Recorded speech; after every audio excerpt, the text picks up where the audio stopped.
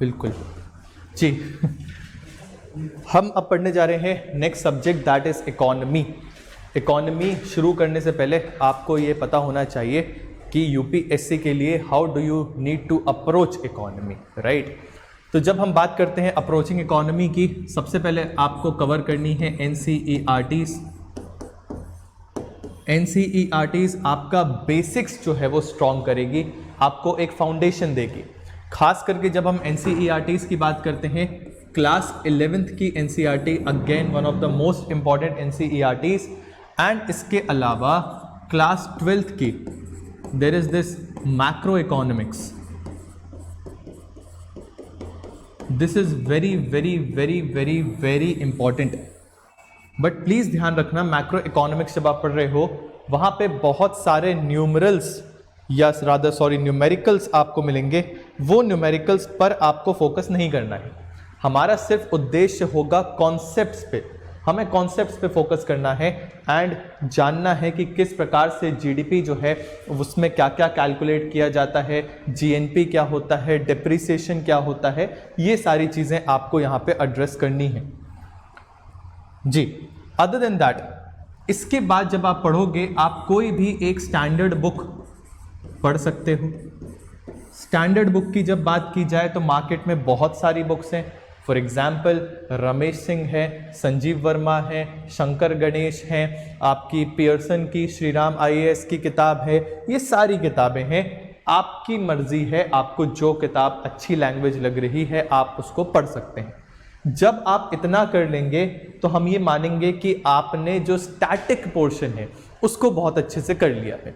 But UPSC थोड़ा सा dynamic exam है, तो वो आपसे सिर्फ और सिर्फ स्टैटिक नहीं पूछता। तो करंट के लिए क्या करना होगा?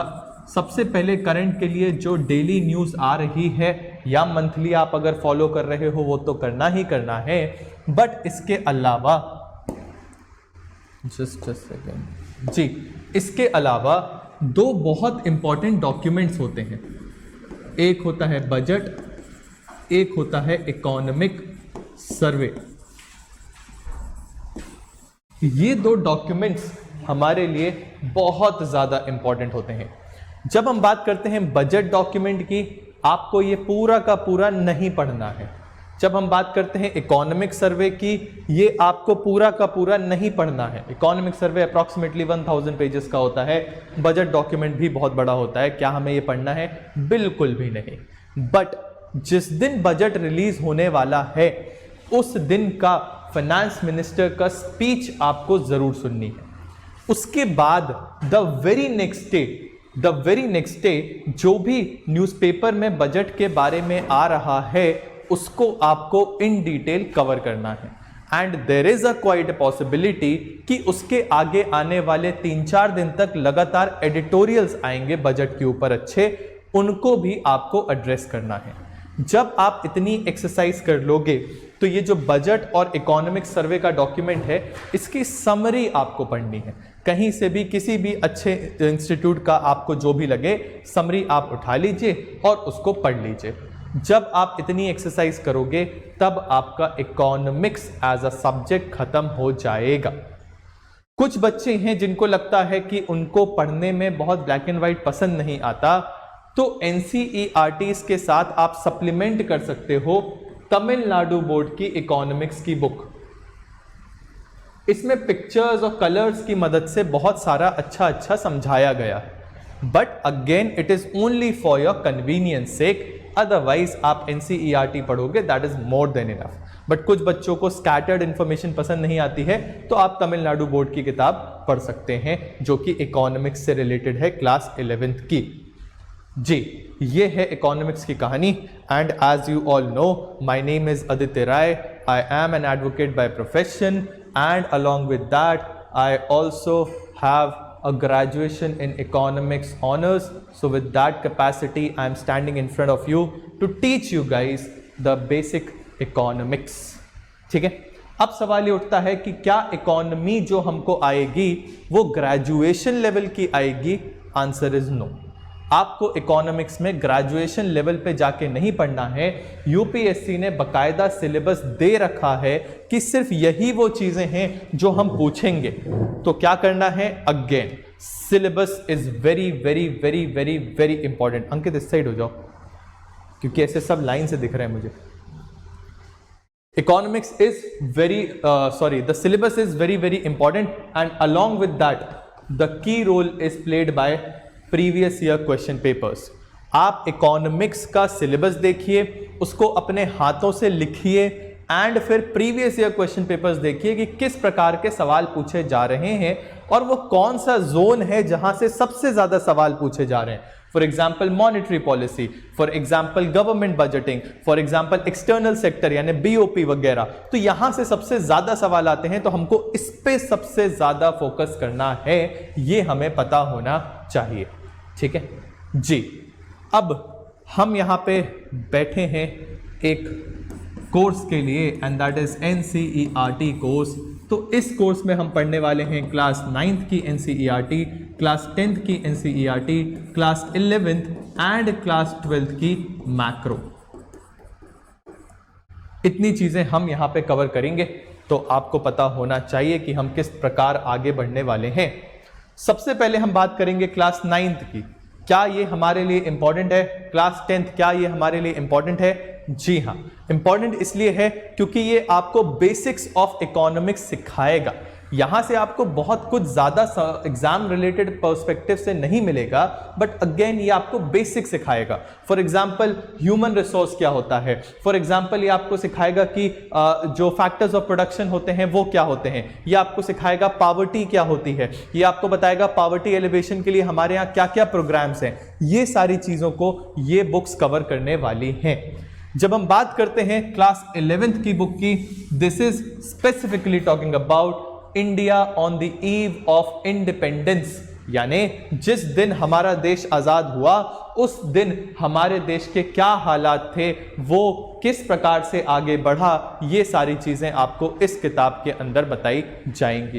एंड 12th मैक्रो, ये किताब सबसे इंपॉर्टेंट किताब है जो आपको सिखाएगी जीडीपी कैसे कैलकुलेट करते हैं, जीएनपी कैसे कैलकुलेट करते हैं, एनएफआईडी क्या होता है, net factor income from abroad, depreciation क्या होता है, ये सारे पहलू यहाँ पे हर्षिता कवर कराए जाएंगे। तो अगर आपने कॉमर्स लेते हुए इकोनॉमिक्स नहीं पढ़ा था तो वो यहाँ पे कराया जाएगा। ठीक है, 12th की दोनों बुक नहीं, एक ही लिखिए मैक्रो। एक दूसरी चीज होती है माइक्रो। माइक्रो आपके लिए उतना इंपॉर्टेंट नहीं है, अभी चेंज हो गया है। अदरवाइज पहले क्या होता था, अभी ऐसा हो गया कि माइक्रो आपको 11th में पढ़ाने लगे हैं और ये जो 11th की किताब है वो भी मिक्स हो गई उसी में। ऐसा नहीं करना, लेकिन आप अलग अलग ले लेना। यूपीएससी वालों को पुरानी वाली ही लेनी है। वैसे ऐसे पुरानी वाली ज़्यादा नहीं, आज से मुश्किल से 3 साल 4 साल पहले ऐसा सिस्टम चला करता था, उसकी बात कर रहे हैं। ठीक है जी।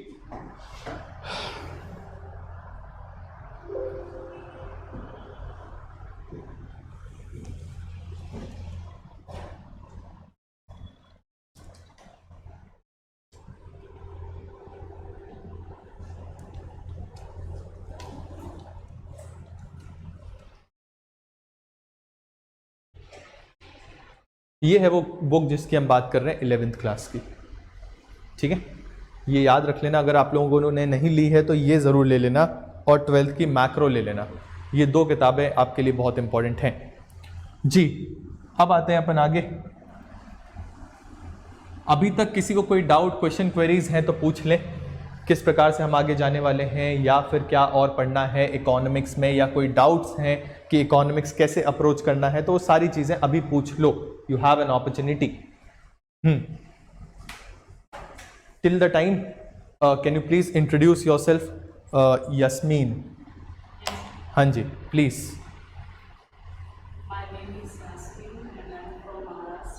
You are from Maharashtra? Maharashtra which place? Mumbai. हाँ जी, मुंबई जी। M.Com मास्टर्स भी कर लिया। देन ये कैसे लगा आपको इतना प्यारा सा कीड़ा? हाँ जी, वाई यूपीएससी? यूपीएससी ऐसा प्लेटफॉर्म प्रोवाइड करता है जहाँ पे हम सोसाइटी के लिए भी कुछ कर सकते हैं। तो कहने का मतलब जो यूपीएससी नहीं करते वो सोसाइटी के लिए कुछ नहीं कर सकते? सर रिसोर्सेज बहुत ज़्यादा यहाँ पे होते हैं। You have the power, you have the ability, authority, agreed ji. So you have started your preparation with NCERT, पहली बार ही कर रहे हो आप शुरू कि कुछ और पढ़ चुके हो अभी? कौन सा है? फिर एनसीईआरटी इकोनॉमिक्स में क्यों बैठे हो? खैर, गुड टू नो। मिलते हैं अपन आफ्टर क्लास, कुछ आपको पूछना हो तो आप पूछ लीजिएगा। शुरू करते हैं अपनी कहानी। हर्षिता, आज हम पढ़ने वाले हैं क्लास 9th की एनसीईआरटी ऑफ इकोनॉमिक्स एंड इसका नाम है चैप्टर नंबर 1 का story of village Palampur. Story of village Palampur बच्चों की किताब है, 9th क्लास की है। यहाँ पे आपको सिखाया जाएगा कि किस प्रकार से एक छोटा सा गांव है जिसका नाम है पालमपुर, उसकी कहानी यहाँ पे बताई जा रही है। अभी कुछ मत लिखिएगा, जब डिक्टेट करें तब लिख लेना। इसके नोट्स हम बनाएंगे, 10th के नोट्स हम बनाएंगे, जो जो इंपॉर्टेंट है वही 11th के आपको खुद बनाने होंगे जी। बाकी ये पीडीएफ वगैरह तो आपको मिलती ही है। सबसे पहले हम बात करते हैं इंट्रोडक्शन की। आपको कहानी बताई जा रही है that there is a village named as Palampur. ये एक ऐसा गांव है जिसमें सबसे पहले पक्का रोड्स अवेलेबल है। पक्का रोड्स अवेलेबल होने का मतलब कि ये ऑल वेदर कनेक्टिविटी इसकी है। किस चीज से? नियर बाय टाउन से, ठीक है। इसके अलावा यहाँ पे इंफॉर्मेशन दी जा रही है कि यहाँ पे 2 प्राइमरी स्कूल्स हैं, सॉरी जी, यहाँ पे 2 प्राइमरी स्कूल हैं, एक हाई स्कूल है। There is also 1 government run PHC and 1 private dispensary. ये आपको एक आइडिया दिया गया है इस गांव के बारे में। तो अल्टीमेटली आपको ये सिखाने की कोशिश की जा रही है कि गांव में क्या क्या चीज़ें अवेलेबल होती हैं। तो बता रहे हैं गांव में रोड्स हैं, गांव में आपके प्राइवेट डिस्पेंसरी है, गांव में आपके स्कूल्स हैं, गांव में आपके इलेक्ट्रिसिटी है। This is very important point. इस विलेज के बारे में बताया जा रहा है कि यहाँ पे बिजली भी है एंड इसके अलावा बहुत सारी रोड पे गाड़ियां चलती हैं, जैसे कि बुलक कार्ट्स या टोंगास या ट्रक्स या मोटरसाइकिल्स, ये सारी चीजें यहाँ पर चलती हैं। अब बात करते हैं आगे। यहां बताया जा रहा है about factors of production. Factors of production को समझने से पहले आपको यह समझना होगा कि इकोनॉमिक एक्टिविटी का मेजर उद्देश्य होता क्या है। जब भी हम कहते हैं इकोनॉमिक एक्टिविटी तो उसका मेजर उद्देश्य होता है production and distribution of resources. Production and distribution of resources and जो भी इकोनॉमिक डिसीजंस लिए जाते हैं उनका एम होता है what needs to be produced, how to produce and for whom to produce। ये हर एक इकोनॉमिक एक्टिविटी के लिए डिसीजन लेना अनिवार्य होता है। क्या?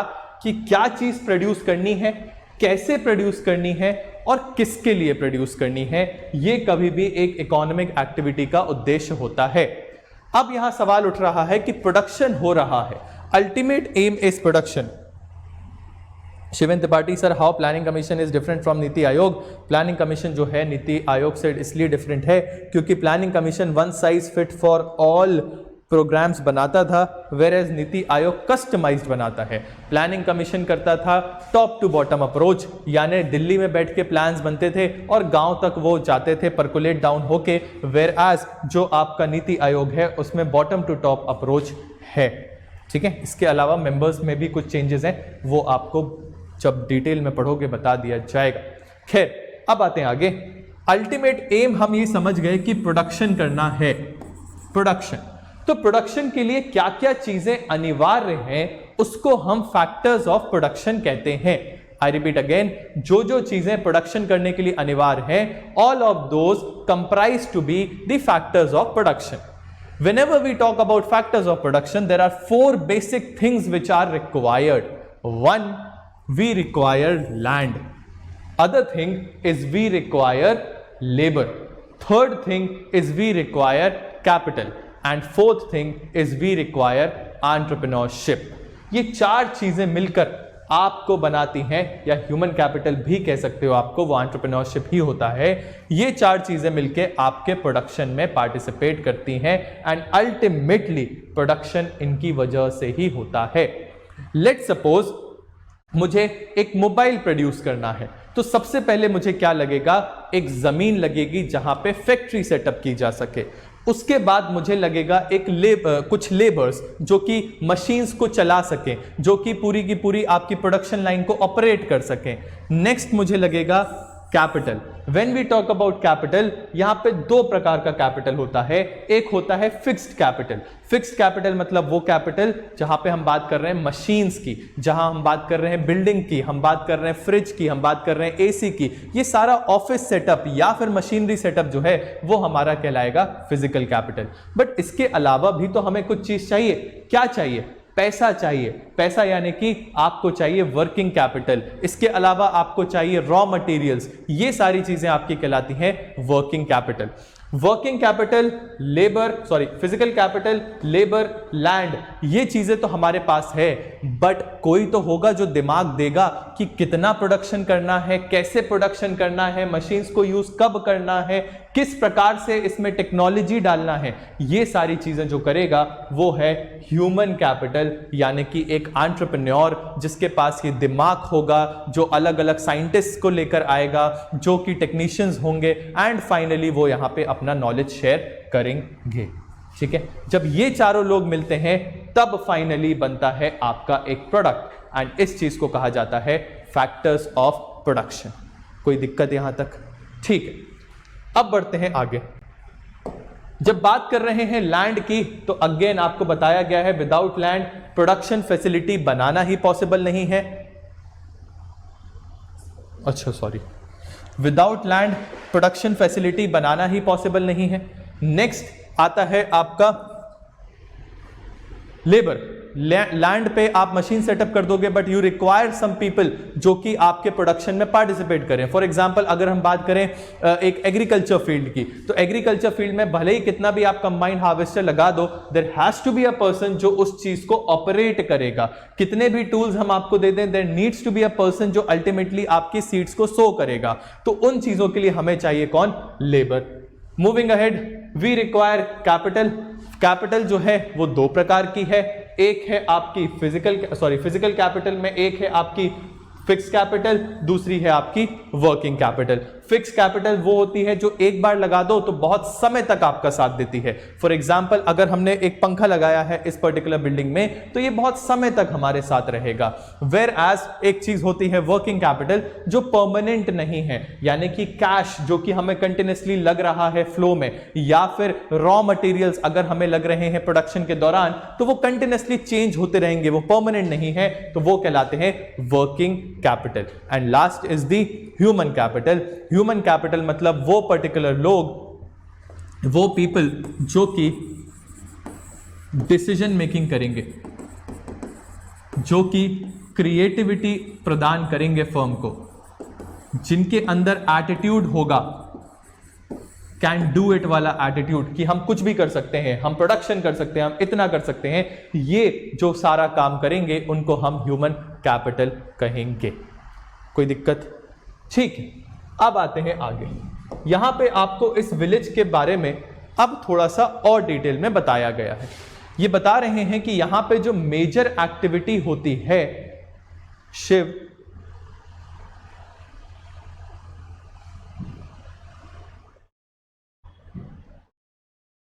अच्छे से बनाओ ड्राइंग, हमारी भी तस्वीर बननी चाहिए उसमें जी। अब बात की जा रही है यहां पे उस विलेज की, तो बता रहे हैं कि विलेज में जो मेजर एक्टिविटी होती है वो कौन सी है? एग्रीकल्चर।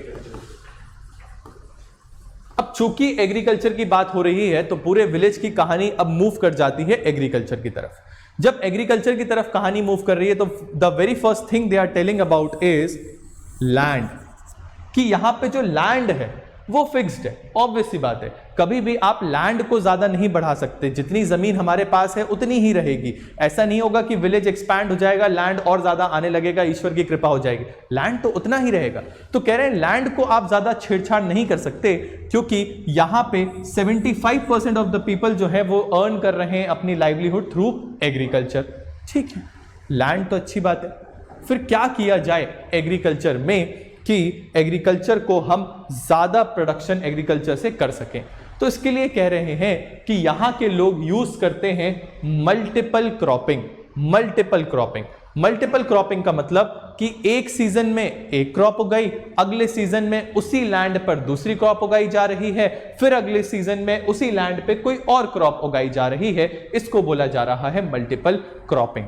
ठीक है, जैसे कि एग्जाम्पल दिया गया है, मॉनसून सीजन में ज्वार और बाजरा उगाया जाता है, फिर खारिफ सीजन आता है, फिर आपका अक्टूबर दिसंबर में सीजन आता है। तो अलग अलग सीजन्स में अलग अलग क्रॉप्स को यहां पर उगाया जा रहा है।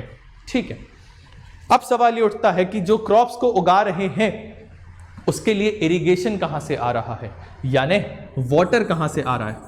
तो यहां फोकस करके बताया जा रहा है majority of water is coming from ground. And ये किस चीज की मदद से ऊपर आ रहा है, ट्यूबवेल्स। ट्यूबवेल्स की मदद से कैसे आ पा रहा है, क्योंकि यहां पे है इलेक्ट्रिसिटी। ठीक है, इसके बाद बात बताई जा रही है कि अगर आपको और प्रोडक्शन बढ़ाना है तो there is one more methodology and that is using HYV seeds. HYV seeds बताया जा रहा है कि पंजाब और हरियाणा के इलाके के जो फार्मर्स हैं उन्होंने HYV सीड्स का उपयोग किया। HYV सीड्स के बारे में क्या कोई कुछ बता सकता है, अच्छाई बुराई कुछ जो हमने कल पढ़ी थी? जी प्लीज।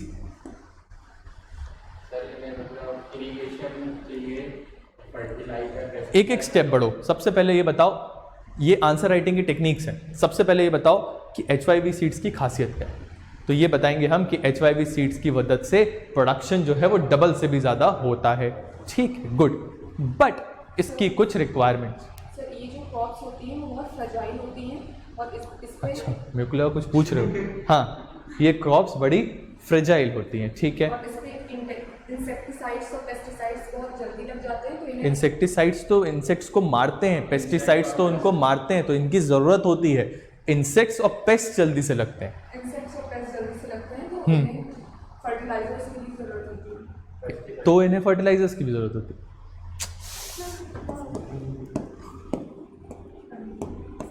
है। इंसेक्ट्स और पेस्ट्स लगते हैं, इस वजह से हम इंसेक्टिसाइड्स और पेस्टिसाइड्स का उपयोग करते हैं। ठीक है, इसके अलावा वाटर की जरूरत है। वेरी गुड, इनको हैवी इरिगेशन की आवश्यकता पड़ती है एंड इनको फर्टिलाइजर्स की भी जरूरत पड़ती है। Very good. तो ये चीजें कुछ चुनिंदा फार्मर्स जो कि बिग फार्मर्स थे वो ही अफोर्ड कर सकते थे। एंड इरिगेशन फैसिलिटी जैसा कि आपको पता है हर जगह अवेलेबल नहीं थी। हमने डैम बनाया, कौन सा, भाखरा नंगल डैम। कौन सी रिवर पे बना हुआ है? नर्मदा। वाह। हीराकुड डैम कौन सी रिवर पे बना है?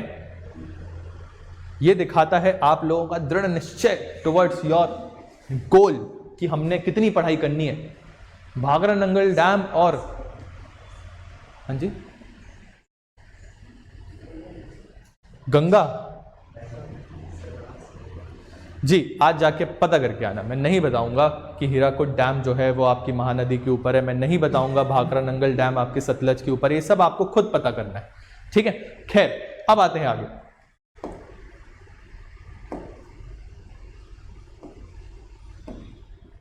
तो यहां पे यही बताया जा रहा है कि another method of increasing the production in agriculture is कि आप HYV सीड्स का उपयोग करें। ठीक है, नीचे यहां पे एक रेड में लाइन लिखी है जो बता रही है कि हमारे यहां हुआ था ग्रीन रेवोल्यूशन। ग्रीन रेवोल्यूशन आपने और हमने कल ही पढ़ा था। ग्रीन रेवोल्यूशन में बेसिकली क्या हुआ था, HYV सीड्स का यूज हुआ था, जिसकी वजह से प्रोडक्शन को बढ़ाया गया। ठीक है, बट ये HYV सीड्स के बारे में आपने पढ़ रखा है, कल भी पढ़ाया है, आज फिर से बता दे रहे हैं। ये ऐसी सीड्स हैं जो बहुत नाजुक सी थी। आप इनको साउथ दिल्ली या साउथ बॉम्बे के लोगों की तरह समझ सकते हो, जो कि थोड़े से उनको प्रोटेक्ट करके रखना पड़ता है, जो कि बहुत नाजुक हैं, जिनको जल्दी धूप लग जाती है। तो वैसे ही ये क्रॉप्स थी, थोड़ी सी फ्रेजाइल थी, इनको जल्दी पेस्ट लग जाते हैं या फिर जल्दी इनको जो है इंसेक्ट्स लग जाते हैं, इसलिए हैवी पेस्टिसाइड्स का उपयोग करना पड़ेगा। इनको फर्टिलाइजर्स की आवश्यकता पड़ती है और वाटर की आवश्यकता पड़ती है। इन कारणों की वजह से हर फार्मर हमारे इंडिया का इसको अफोर्ड नहीं कर पाया। चूंकि हर फार्मर अफोर्ड नहीं कर पाया, इस वजह से साहिल रीजनल डिस्पैरिटीज क्रिएट हो गई। यानी जो रीजन्स थे जहां पानी अवेलेबल था वहां तो इन पे प्रोडक्शन हुआ, लेकिन जहां पे पानी अवेलेबल नहीं था वहां ज्यादा प्रोडक्शन नहीं हो पाया, तो regional disparity I. Eight the same time जो फार्मर ज्यादा जो बहुत बिग थे, जो अच्छे से ये इन्वेस्टमेंट कर पा रहे थे, वो ज्यादा प्रोडक्शन कर पा रहे थे। जो नहीं कर पा रहे थे वो अभी भी ट्रेडिशनल सीड्स का उपयोग कर रहे थे और वो जिंदगी में पीछे रह गए। इस हिसाब से इनकम इनइक्वालिटीज भी क्रिएट हो गई। ठीक है जी, अब आते हैं आगे। यहां पे आपको बताया जा रहा है ऊपर the unintended consequences of green revolution, कि ग्रीन रेवोल्यूशन का हमने इंटेंशन तो ये था कि प्रोडक्शन को बढ़ाएंगे, बट उसके साथ साथ कुछ अनइंटेंडेड कॉन्सिक्वेंसेस भी हुए। क्या थे वो? अभी हमने बताया कि बहुत सारा पेस्टिसाइड्स एंड फर्टिलाइजर्स का उपयोग करना था। चूंकि बहुत सारा फर्टिलाइजर्स एंड पेस्टिसाइड्स का उपयोग करना था, ये केमिकल से बने होते हैं। चूंकि ये केमिकल से बने होंगे तो ये जो natural fertility of the soil है उसको हानि पहुंचाएंगे and thus it will lead to soil degradation. ठीक है, एट द सेम टाइम हमको चाहिए पानी। पानी अगर आपको मिल रहा है कैनाल से तो वो तो अच्छी बात है, लेकिन अगर कैनाल से नहीं मिलता तो कैसे पानी को ड्रॉ किया जाता है?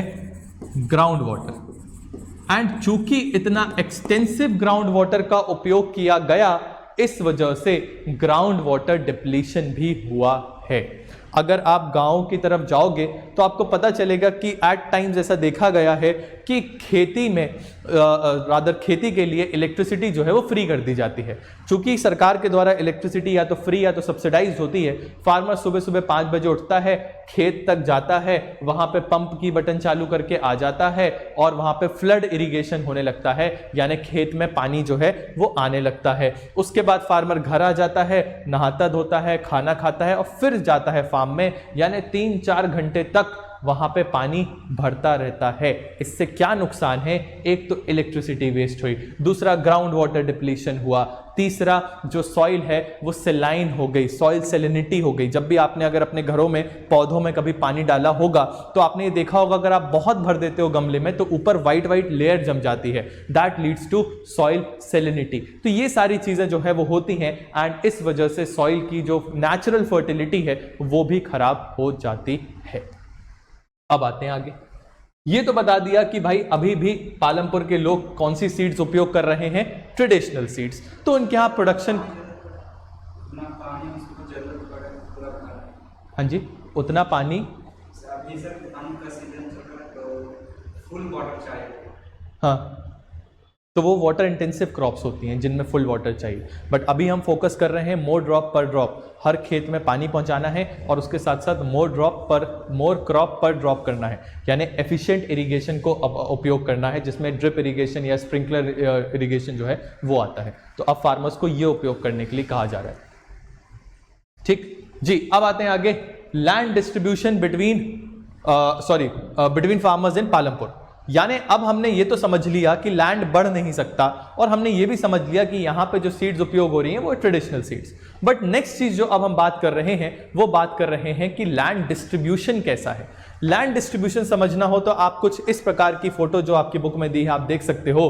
कुछ लैंड है जो बड़े बड़े हैं बट कुछ लैंड पार्सल्स हैं जो बहुत छोटे छोटे हैं। तो ये बताया जा रहा है कि चूंकि छोटे लैंड पार्सल्स हैं उस वजह से प्रोडक्शन के लिए इकोनॉमी ऑफ स्केल अचीव नहीं किया जा सकता। इकोनॉमी ऑफ स्केल मतलब अगर मुझे पता है कि मेरा प्रोडक्शन बहुत ज़्यादा होगा, बहुत ज़्यादा प्रोडक्शन करना है मुझे, मेरे पास एरिया ज़्यादा है, तो मैं अच्छी सीड्स इन्वेस्ट करूंगा, मैं अच्छे फर्टिलाइजर्स लेकर आऊंगा, मैं अच्छी मशीनरी का उपयोग करूंगा। बट जब मुझे पता है कि मेरा प्रोडक्शन एक लिमिटेड अमाउंट में ही होगा तो मैं इन सब चीज़ों से रिफ्रेन करूंगा, क्योंकि जो कलेक्टिव अमाउंट मेरे पास आने वाला है मैं उसमें या तो सस्टेन करूंगा या फिर उसको इन्वेस्ट करूंगा। And that is why it is said कि यहां पे लैंड पार्सल्स बहुत छोटे हैं, जिससे लोगों की इनकम भी ज्यादा नहीं हो पाती, एंड इनकम ज्यादा नहीं हो पाती तो वो इन्वेस्टमेंट के लिए पैसा उनके पास नहीं आ पाता। चूंकि इन्वेस्टमेंट के लिए पैसा नहीं आ पाता तो अब जाएंगे ये कहां, ये जाएंगे टुवर्ड्स दी साहूकार्स यानी मनी लेंडर्स। जो मनी लेंडर्स होते हैं वो इनका एक्सप्लॉयटेशन करते हैं। क्यों एक्सप्लॉयटेशन करते हैं? क्योंकि जो फार्मर्स हैं वो उतने पढ़े लिखे तो होते नहीं, उनको नहीं पता कि क्या पेपर्स हैं, किस प्रकार से हमें क्या इंटरेस्ट रेट दिया जा रहा है।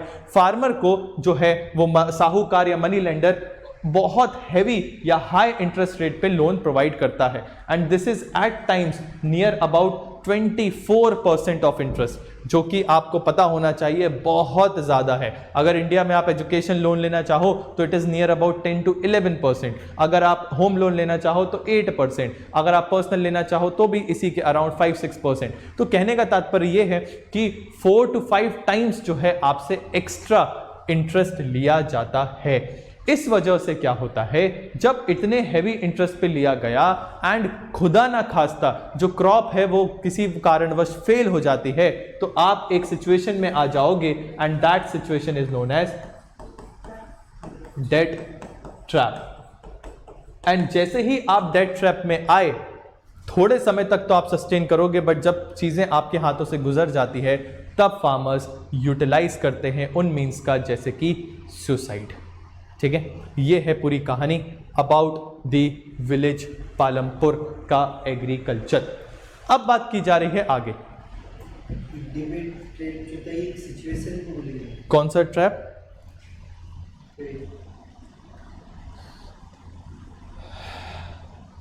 एक बात बताओ, मैं जो बोलता हूं वो आपके कानों तक पहुंचता है? छोटे भाई जैसे पूछ रहा हूं, पहुंचता है? तो फिर गलत क्यों बोलते हो? मैं आपको अच्छे अच्छे शब्द सिखाता हूं, आप पता नहीं क्यों गलत गलत बोलते हो। सबके लिए मैंने ये पढ़ा था, ठीक है। प्राप्ति क्या है ये? गलत। क्या है ये? गलत गलत गलत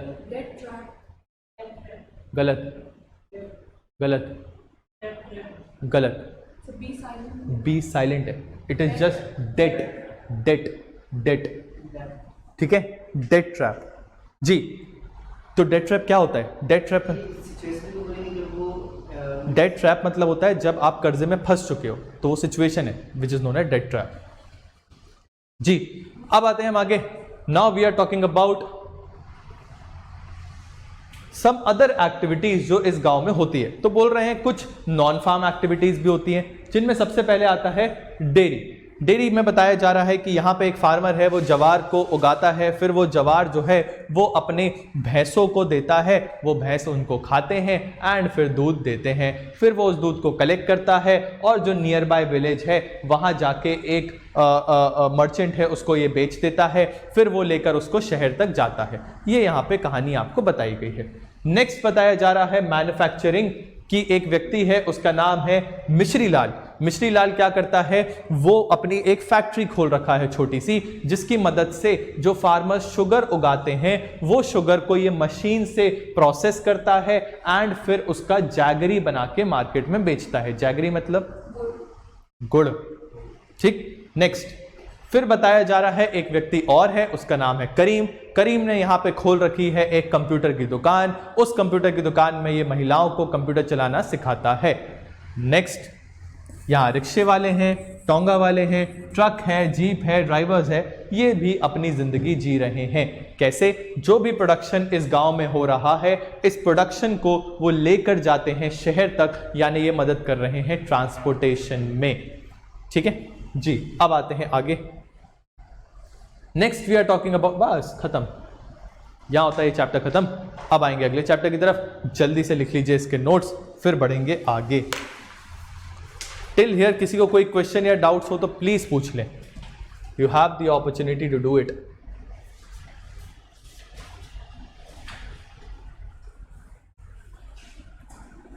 जी, chapter number 1, the story of village Palampur.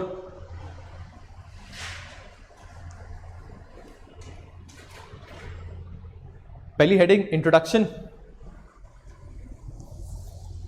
Introduction, Palampur is a village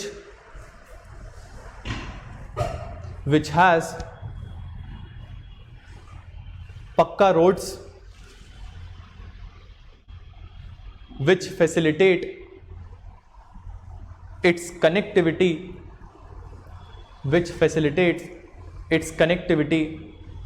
to the nearby village / towns.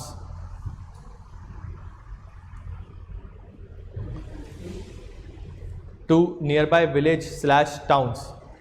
Full stop. There is electricity. एक मिनट रुकना। Unlike other villages, unlike most of the villages in India,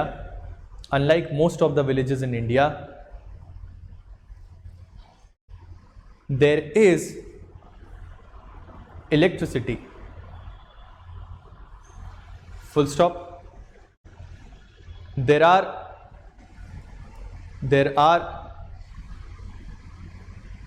2 primary schools and 1 high school, along with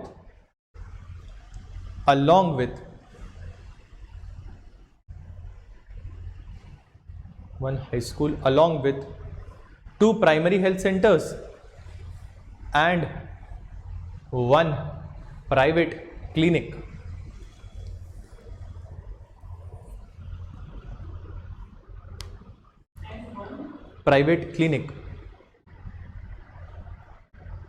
full stop. ये हो गया introduction. अब लिखेंगे इसके आगे, economic activities are focused upon the production and distribution of resources. The production and distribution of goods and services कर दो और अच्छा हो जाएगा, goods and services.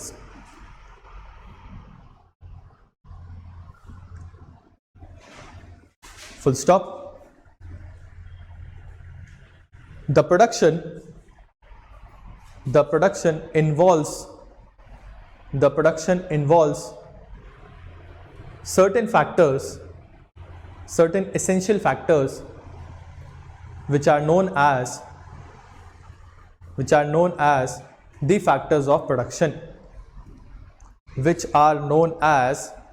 factors of production.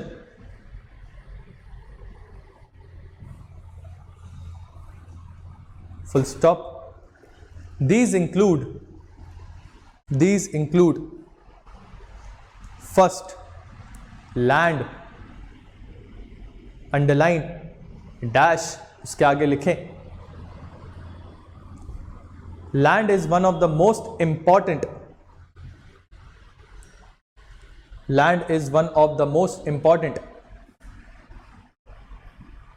factor without which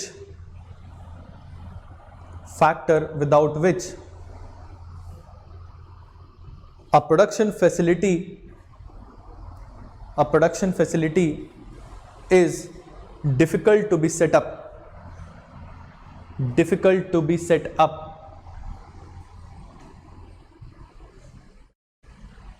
Second, labor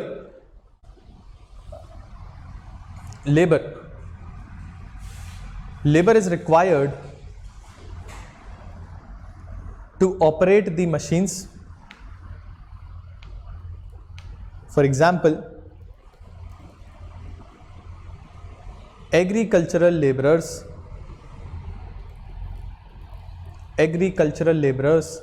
are required for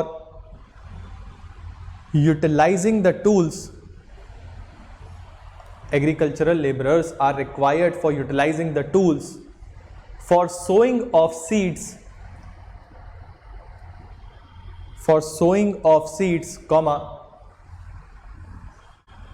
using tractors for plowing, etc. using tractors for plowing, etc. Sahil, ploughing की spelling बताना. ING. Very good जी. Third है physical capital. Physical capital. Physical capital is divided majorly into two categories. Is divided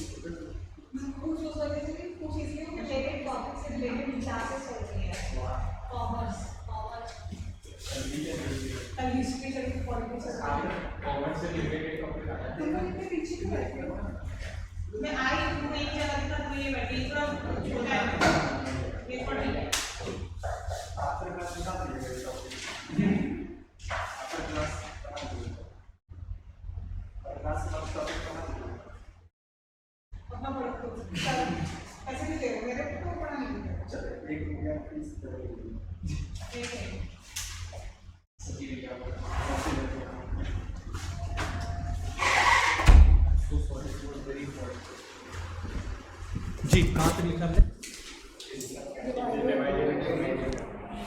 two categories. पहला fixed capital. किसी ने labour वाली line लिखी है, एक बार बता देना, बच्चों ने मिस कर दिया शायद. It is required to operate the machines. Example, agricultural laborers and required for utilizing the tools for. For example, the agricultural laborers are required for utilizing the tools for sowing of seeds or using tractors for plowing the field, etc. जी अब आ जाइए physical capital. Physical capital में हमने लिखा है it can be divided into two categories. पहला fixed capital. Fixed capital के अंदर लिखिए it is the capital which once bought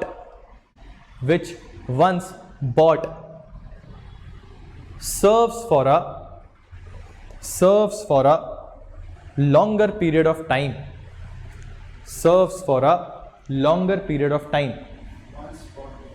Once bought serves for a longer period of time. Second, example, machines, tractors, computer screens, etc. Next है working capital. This capital is non permanent in nature.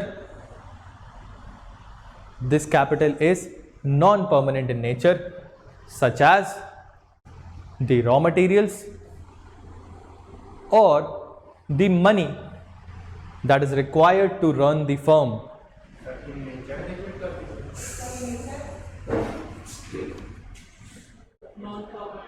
Non-permanent in nature, for example, such as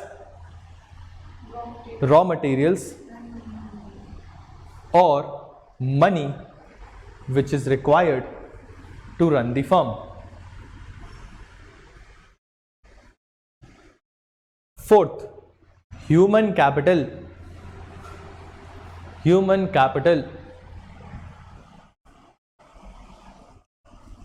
The production house cannot work only with the help of land, cannot run only on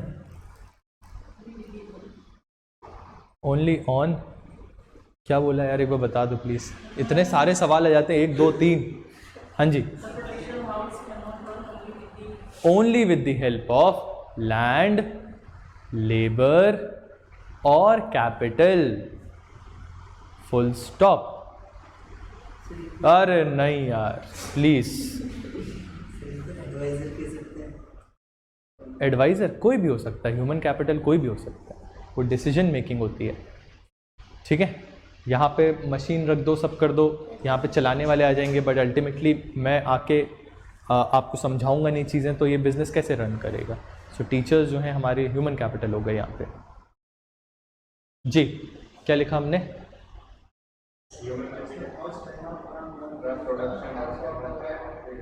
full stop, ठीक है। The production entity requires the brain of a human. Entity requires the brain of a human which is creative enough, comma, having a can-do attitude and capable enough of making decisions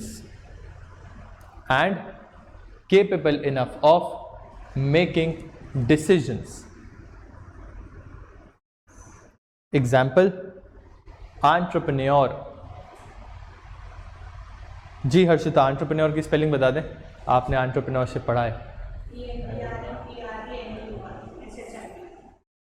लिख लिया? Good.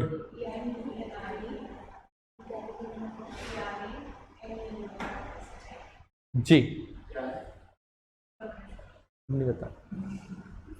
अब आते हैं आगे। अब लिखिए heading, farming in Palampur. Farming in Palampur,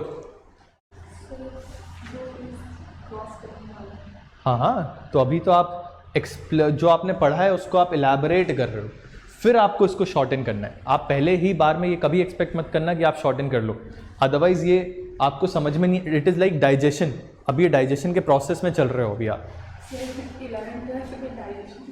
हाँ, तो फिर अब जब घर जाओगे, अब इसको क्रिस्प करना, जब पढ़ लो बहुत सारा, that is your this thing effort.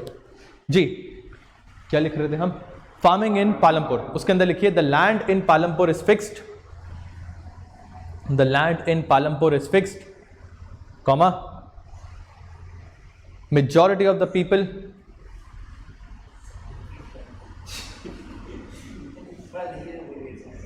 the land in Palampur is fixed, comma, the majority of people are engrossed or indulged in agricultural activities, full stop. The farmers utilize traditional seeds, full stop, for increasing the production, for increasing the production, HYV bracket start, high yielding variety bracket close seeds can be utilized. However, these seeds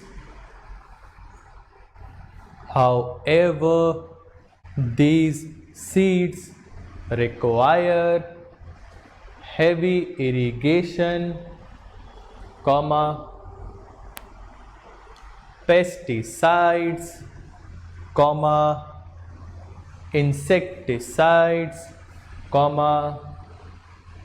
chemical fertilizers, etc. Full stop. Next line. Only few farmers could afford it. Only few farmers could afford it, or only some regions provided irrigation facilities. Therefore, the unintended consequence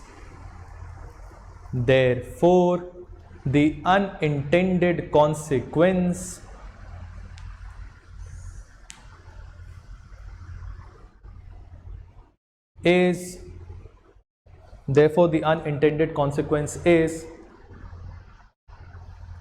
the degradation of soil, depletion of ground water, creation of regional disparities, as well as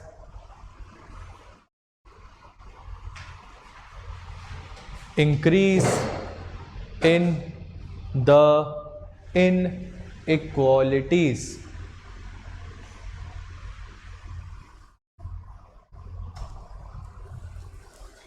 done. Star बना के next point, the land जो inequality वो poor rich के बीच में क्या बोला अभी? The land holdings are also fragmented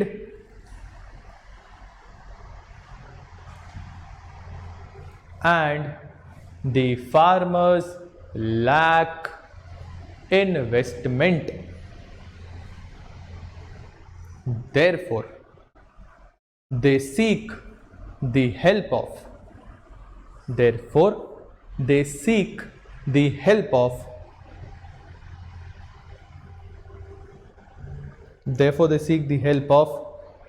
local moneylenders who exploit them by charging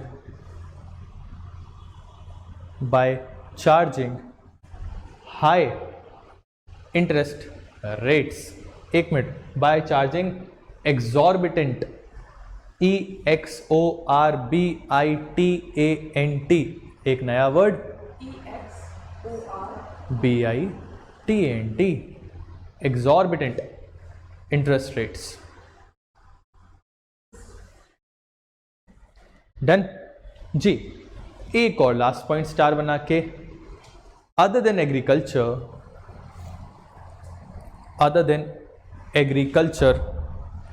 there are other activities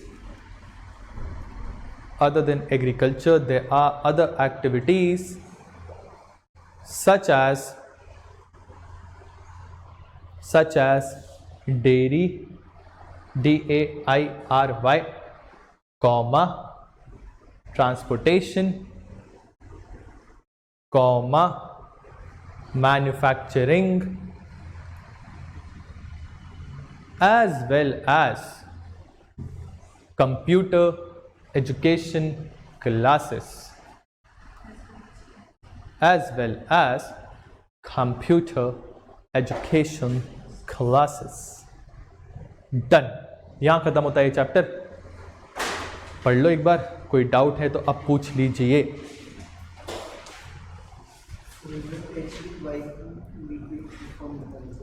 पता नहीं यार. हाय, YIELD yield, V से आता है variety, VARIETY, variety, high yield variety seeds. जी, कोई दिक्कत होनी तो नहीं चाहिए. हाँ जी, नहीं है, ठीक है. अब बढ़ते हैं अपन आगे, आते हैं अगले चैप्टर की तरफ. And the next chapter is talking about people as a resource. People as a resource. यहां कहा जा रहा है कि किस प्रकार से हम लोगों को रिसोर्स कंसिडर कर सकते हैं. तो बेसिकली अगर देखा जाए तो हमने एक शब्द पढ़ा है जिसको हम कहते हैं कैपिटल. कैपिटल कितने प्रकार की? फिक्स्ड और वर्किंग. आखिर ये क्या चीज करते हैं? कैपिटल जो है वो एड करता है इन दी प्रोडक्शन मेथड, यानी आपका जो भी प्रोडक्शन हो रहा है उसमें ये मदद करता है. फॉर एग्जाम्पल, अगर मुझे आटे से ब्रेड बनानी है तो, या रादर गेहूं से ब्रेड बनानी है, तो सबसे पहले एक मशीन की रिक्वायरमेंट होगी जो कि गेहूं को किस में तब्दील करेगी? आटे में. तो वो जो मशीन है वो मेरे लिए हो गई कैपिटल. तो कैपिटल मतलब एक ऐसी चीज जो कि प्रोडक्शन में मदद करती है. सिमिलरली यहां पे एक टर्म की बात की जा रही है. सर इंट्रोडक्शन वाली लाइन एक बार रिपीट कर दीजिए. कहाँ सर? शिवेंद्र त्रिपाठी जी, कमाल करते हैं आप. एक बार घुमा के वापस देख लेना वीडियो को. इट्स नॉट पॉसिबल, हम बहुत आगे आ चुके हैं जी. अब हम यहां पे बात कर रहे हैं एक दूसरे कॉन्सेप्ट की, that is human capital. Human मतलब आप और हम, यानी पीपल, एंड कैपिटल मतलब हम यहां पे कहना चाह रहे हैं कि हम भी प्रोडक्शन में पार्टिसिपेट कर सकते हैं, एंड पार्टिसिपेट करने के साथ साथ प्रोडक्शन को बढ़ा भी सकते हैं. कैसे ये किया जा सकता है, वो सारी चीजें यहां पे बात की जा रही है. एक चीज होती है एसेट, एक चीज होती है लायबिलिटी. एसेट क्या होता है?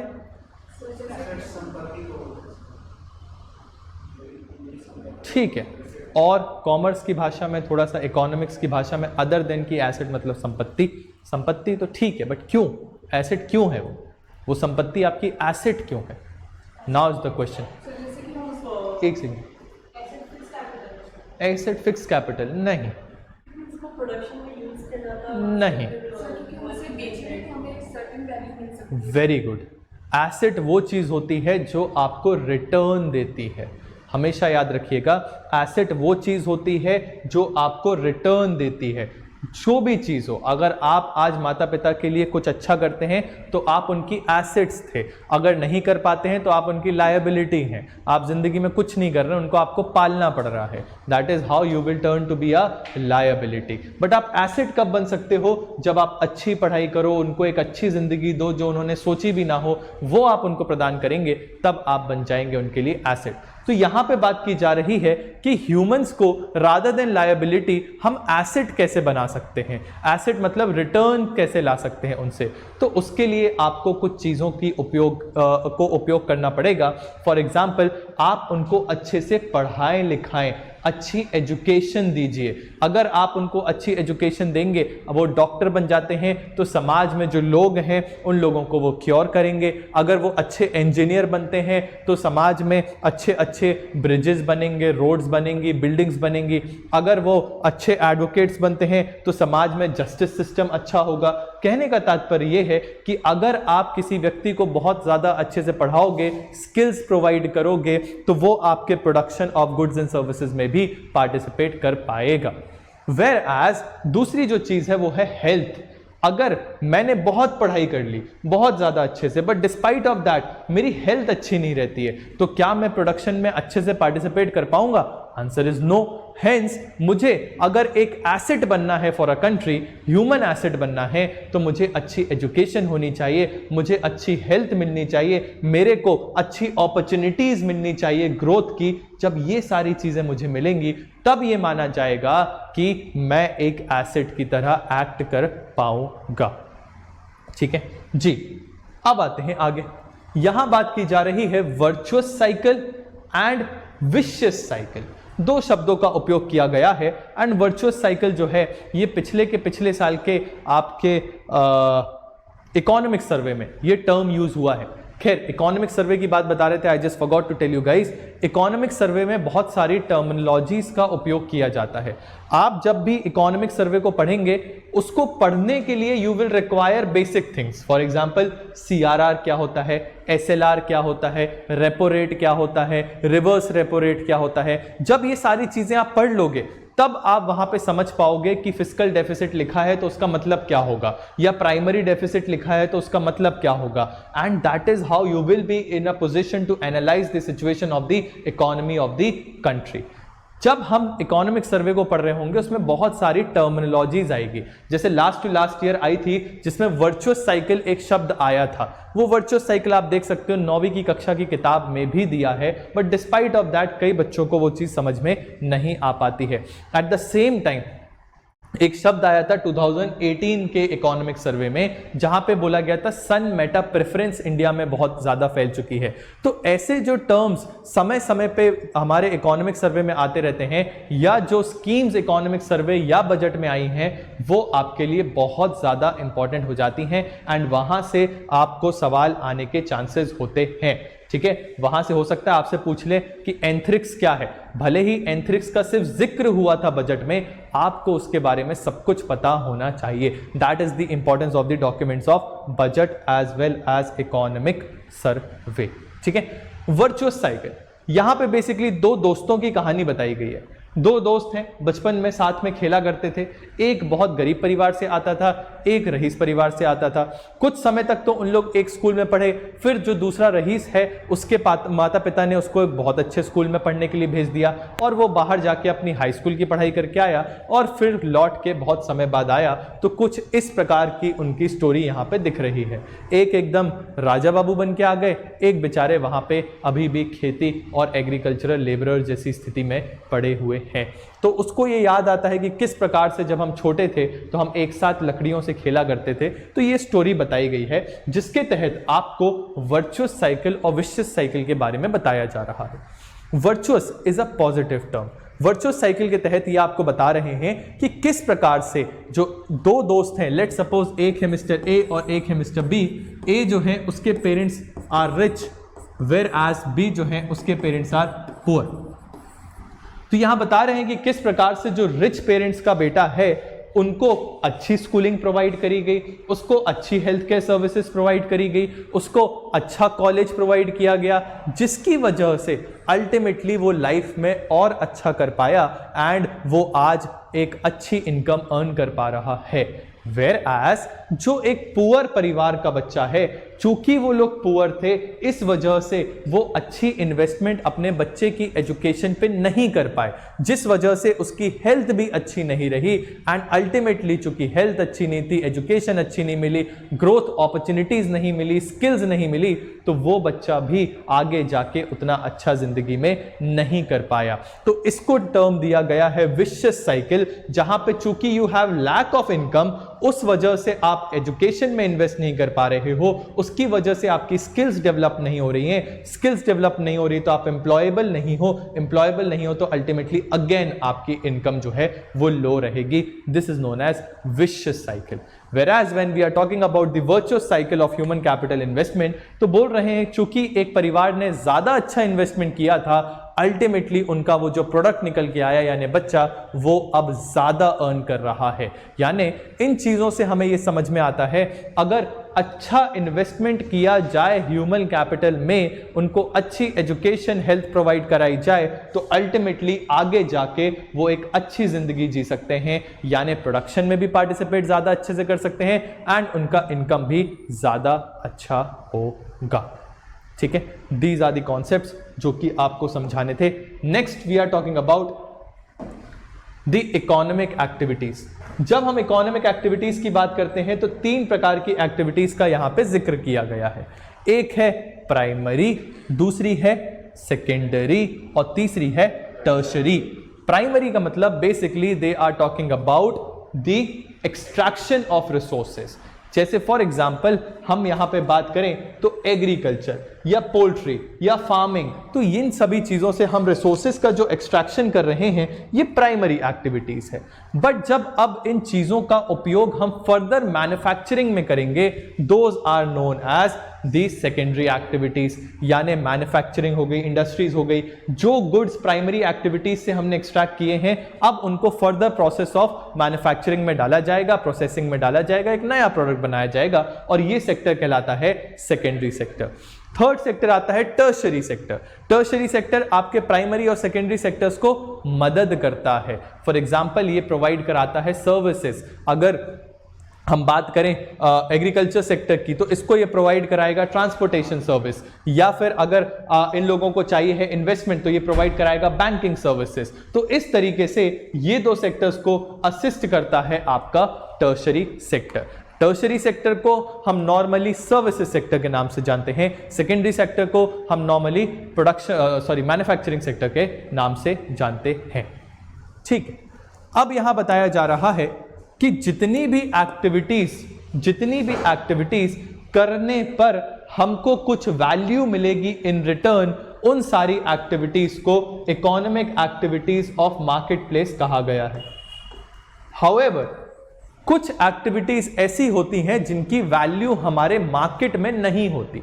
फॉर एग्जाम्पल आप सब यहां पे आए होंगे अपने अपने घरों को छोड़ के, किसी को वड़ा पाव की याद आ रही होगी, किसी को मम्मी के हाथ के आलू के पराठे की याद आ रही होगी। तो ये क्या है, यहां हम बताना चाह रहे हैं हमारी मम्मी, हमारी बहनें, हमारे घर पे अगर आपके पापा और भाई भी हाथ बटाते हैं तो घर के जो कार्य हैं, फॉर एग्जाम्पल खाना बनाना, कपड़े धोना, झाड़ू पोछा, क्या इसकी वैल्यू की जाती है मार्केट में? क्या आपके पापा उसके लिए मम्मी को पे करते हैं? Answer is no. यानी ये वो सर्विसेज हैं जो सेल्फ यूटिलाइजेशन के लिए हैं एंड मार्केट में नहीं आती, तो उनको हम इकोनॉमिक एक्टिविटी के अंतर्गत नहीं कंसिडर करते। हाउएवर अगर वही चीज मम्मी खाना बना रही होती इस मकसद से कि फॉर एग्जाम्पल मैं समोसे बनाती हूं, अपन एक रेस्टोरेंट खोलते हैं, वहां पे अपन समोसे बेचा करेंगे, तो अगर ये चीज आपकी वैल्यू में बेची जाती तो वो आपकी मार्केट एक्टिविटी बन जाती। ठीक है जी, अब आते हैं आगे।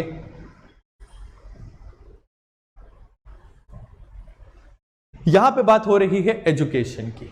जब हमने बात करी एजुकेशन की तो आपको पता है एजुकेशन क्यों इंपॉर्टेंट है, उस पर हम डेप्थ पे नहीं जाएंगे, बट रादर हम यहां बात करेंगे कि हमारी सोसाइटी में हम एजुकेशन के लिए क्या करते हैं।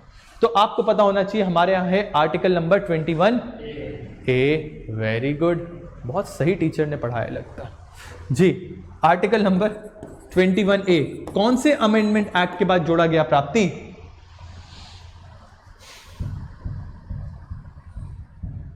जी एनीबडी? 44 वेरी गुड, गलत। 42 महागलत। 61 तो बिल्कुल गलत। 104 तो बहुत ही गलत। 108 हुआ ही नहीं इतने अमेंडमेंट अभी जी। 52 डिफेक्शन क्या करेगा फिर अगर 52 यहां ऐड कर दो? केशवानंद भारती केस में बेसिक स्ट्रक्चर डॉक्ट्रिन आई है, उसका इससे क्या लेना देना? कमाल करते हो यार जी। Article 21A 86th amendment act of the year 2002 लिखवाया है, रिवीजन नहीं हो रहा है। सर इतने सारे नोट्स इसलिए इंपॉर्टेंट है ताकि ये एक लाइन आपको रट जाए, उसके पीछे आगे पीछे की कहानी सुनाई थी, डीपीएसपी में क्या चेंज हुआ, फंडामेंटल ड्यूटीज में क्या चेंज हुआ, सब एक ऐसे ब्रैकेट्स बना के दिखाए थे। लेस ऑफ एफर्ट्स, बता क्यों? जो मैंने आपको पहले दिन बोला था, you guys don't have a reason कि क्यों कर रहे हो ये। अभी भी आपके पास रीजन नहीं है। जिस दिन रीजन आ जाएगा ना कि क्यों कर रहे हो ये यूपीएससी की तैयारी, ऑटोमेटिकली रट जाएंगी सारी किताबें। कारण ही नहीं पता ना। कभी आप लोगों ने वो देखा है सैटेलाइट लॉन्च होता है, रॉकेट ऊपर जाता है, तो क्या होता है थोड़ा बताओ मुझे। ऐसा लग गया ये सिस्टम, फिर क्या होता है? क्या किया जाता है? आग, उसके पीछे आग लगी होती है, वो उसको थ्रस्ट देती है। वो आग की कमी है आपकी ज़िंदगी में। देयर इज़ नो आग। क्यों जाना चाहिए? वो पीछे आग ही नहीं है। चल रही ज़िंदगी बढ़िया, मम्मी पापा ने अच्छा पीजी दिला दिया है लक्ष्मी नगर में, चिल मार रहे हैं। रोज़ 2 गालियाँ अपन दे देते हैं पीजी की आंटी को कि कैसा खाना दे रही हैं, ऐसे पानी हल्दी वाला है, ऐसा लग रहा है दाल है, समझ में नहीं आ रहा है कोई टेस्ट वेस्ट सब्जियों में। जब देखो तब आलू बन जाते हैं, आलू खा के हम खुद काउच पोटैटो हो रहे हैं। तो ये सारी चीज़ें चलती रहती हैं। But having said that, reason नहीं है, ठीक है। खैर, that's your life, you better know what needs to be done. आते हैं आगे।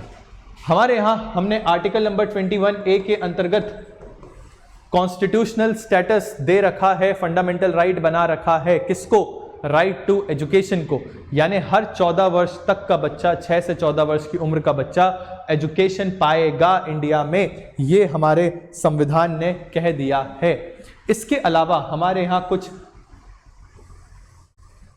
स्कीम्स भी चलती हैं। फॉर एग्जाम्पल, आपने बचपन में सुना होगा 2, 3, 4, 5 बच्चे एक जगह से दूसरी जगह दौड़ के जा रहे हैं, फिर उनके पीछे 2 बच्चे और आ गए, फिर 2 और आ गए, और फिर गाना बजने लगा, स्कूल चले हम। तो वो बेसिकली क्या है? ये सर्व शिक्षा अभियान के बारे में प्रमोशन है, जहां वो ये बताया गया कि हम सभी बच्चों को अब स्कूल जाना चाहिए।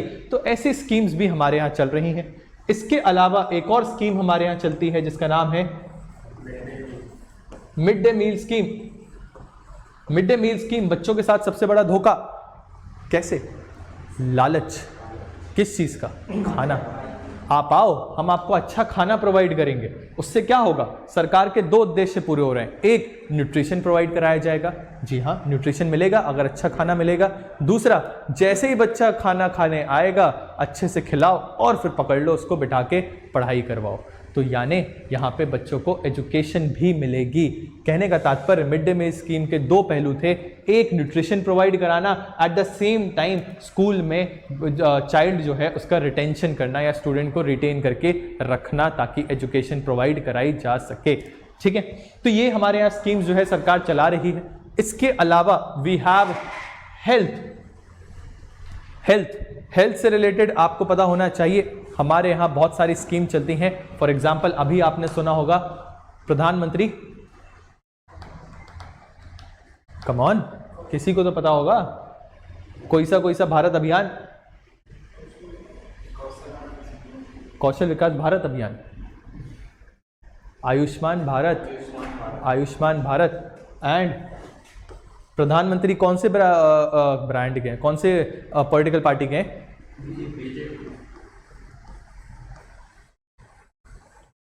प्रधानमंत्री भारत जन औषधि परियोजना, ये भी एक स्कीम है। इसके तहत हम क्या करना चाह रहे हैं? हाँ, वेरी गुड। कौन सी दवा?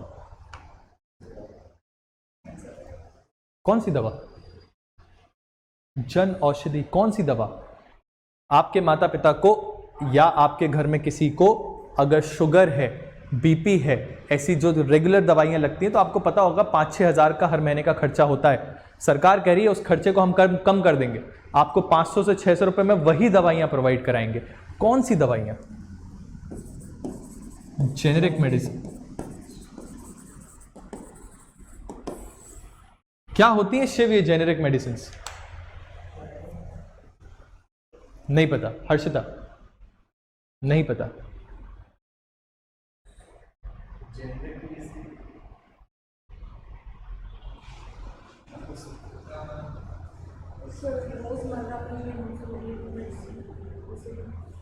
जेनेरिक मेडिसिन वो मेडिसिन होती है जो अपनी एडवर्टाइजमेंट में पैसे ना खर्च करके उसको डिस्काउंट में दे देते हैं। सेल्फ सब्स्टिट्यूट होता है दोनों का, जो नॉर्मल। अगर आप डॉक्टर के यहाँ जाओ, बोलो सर कमजोरी लग रही है, सर चक्कर आ रहे हैं, सिर घूम रहा है, डॉक्टर आपको बोले ठीक है काम करो, रामू की गाय का दूध आपको 1 हफ्ते लगातार पीना है, तो क्या ये आपको लेजिटिमेट लगेगा?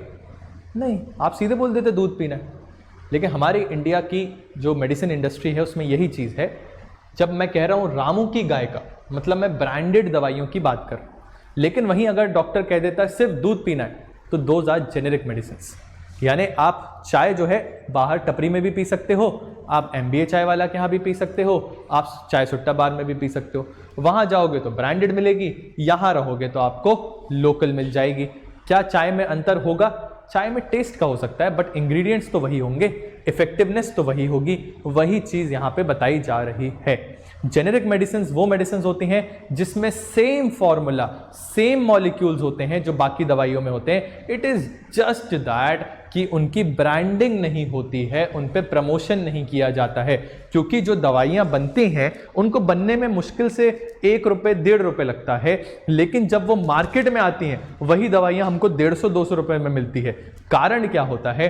कारण होता है ब्रांडिंग, कारण होता है डॉक्टर्स को उनका कट देना पड़ता है, कारण होता है स्टॉकिस्ट को उनका कट देना होता है, डॉक्टर्स को फॉरेन ट्रिप्स स्पॉन्सर करनी पड़ती है कंपनियों को ताकि वो उनकी दवाइयाँ लिखें। ये सारी चीज़ों का जो पैसा निकलता है वो अल्टीमेटली दवाइयों को महंगा बनाता है। तो आप अपने मोबाइल फ़ोन में एक ऐप डाउनलोड कर सकते हो, जन औषधि, एंड उसकी जो दवाइयाँ उसको जो है आप लोकेट कर सकते हो आपके आसपास कौन कौन से औषधि केंद्र हैं सरकार ने बनवाए हैं, एंड उस औषधि केंद्र से जाके आप वही पर्चा दिखाओ जो डॉक्टर ने दिया है, आपको दवाइयाँ मिल जाएंगी एट वेरी सब्सिडाइज्ड रेट। मैं बता रहा हूँ 1/5 ऑफ द प्राइस। ये मैंने खुद के यहाँ जो है एग्जामिन किया हुआ है, जो मेरे फैमिली के मेम्बर्स हैं मैं उनके लिए भी यहीं से लेता हूँ, तो इस हिसाब से आप समझ सकते हो, क्योंकि सेम एफिकेसी कुछ अलग नहीं होता है उसमें। ठीक है, बहुत लेस प्राइस होता है जी। अब आते हैं आगे, ये तो हो गया हेल्थ के बारे में। इसके अलावा आपको आयुष्मान भारत के बारे में पता होना चाहिए। आयुष्मान भारत के हिसाब के कारण 5 लाख का हेल्थ इंश्योरेंस एक फैमिली को दिया गया है 1 साल के अंदर। तो आप जो हैं अगर आपको कुछ ऑपरेशन करवाना है या कोई डिसीज़ हो जाती है तो उसके लिए आपको जो है पैसा अब सरकार देगी। आप मतलब वो जो SECC के डेटा के अंतर्गत 2011 के BPL कैटेगरी के नीचे आते हैं उनकी बात की जा रही, सोशल और इकोनॉमिक कंडीशन उनकी अच्छी नहीं है जी। अब आते हैं आगे, यहाँ पे नेक्स्ट जो बात की जा रही है वो बात की जा रही है अबाउट एम्प्लॉयमेंट। एम्प्लॉयमेंट की बात की जाए तो हमारे यहाँ बहुत सारे स्किल डेवलपमेंट प्रोग्राम्स हैं, बट अभी यहाँ पे जो कॉन्सेप्ट है वो बात कर रहा है अनएम्प्लॉयमेंट की। तो मैं पूछना चाहूंगा, क्या यस्मीन अनएम्प्लॉयड है? MCOM किया है भाई, क्या अनएम्प्लॉयड है?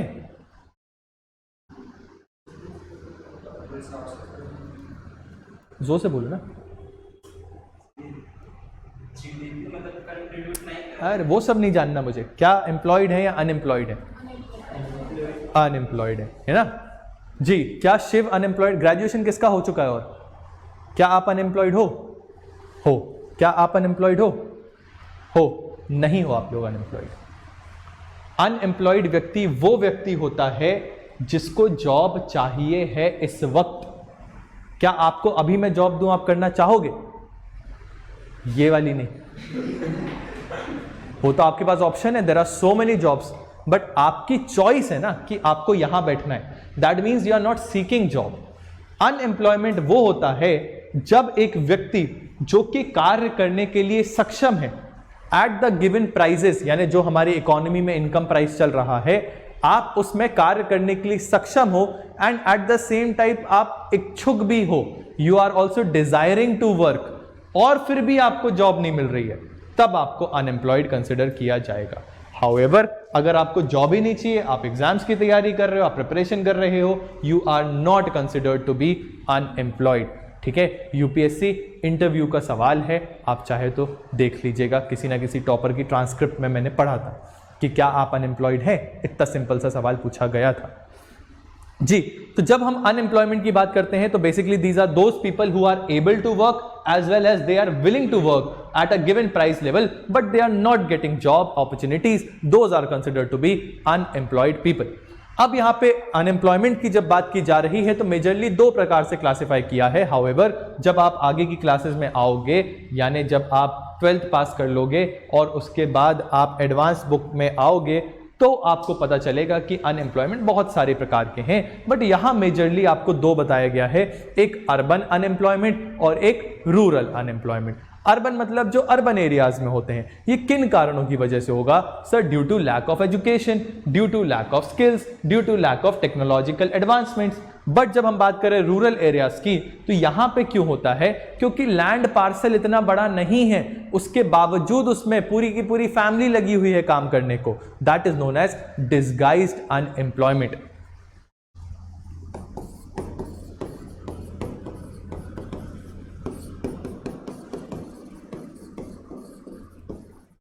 What is disguised unemployment? एक फील्ड है, इस पे 2 लोग चाहिए काम करने के लिए, पर पूरी फैमिली इसमें इन्वॉल्व है और वो अपने पोटेंशियल तक वर्क नहीं कर रहे हैं। पोटेंशियल तक वर्क कर रहे हैं, चाह रहे हैं करना, but despite of that production तो उतना ही रहेगा। यानी जितने भी लोग ऐड हो रहे हैं उससे प्रोडक्शन नहीं बढ़ रहा है, तो मार्जिनल एडिशन जो हो रहा है उसकी वजह से प्रोडक्शन में इंक्रीज ना होना is known as disguised unemployment. ठीक है, इसके अलावा एक और अनएम्प्लॉयमेंट है जो गांवों में होती है, and that is known as seasonal unemployment.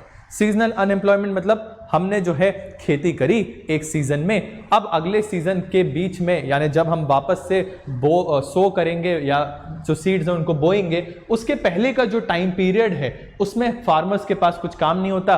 Farmers के पास काम नहीं है तो एग्रीकल्चर लेबरर्स के पास काम नहीं है, तो ये लोग आइडल हो जाते हैं, and that particular unemployment is known as seasonal unemployment, जो एक सीजन से खत्म होने के बाद दूसरे सीजन के बीच में होती है। That is known as seasonal unemployment. ठीक है, यहां खत्म होता है ये चैप्टर। अब आएंगे आगे जहां हम बात करेंगे poverty as a challenge. Take a break for exactly 2 minutes, then we will move ahead.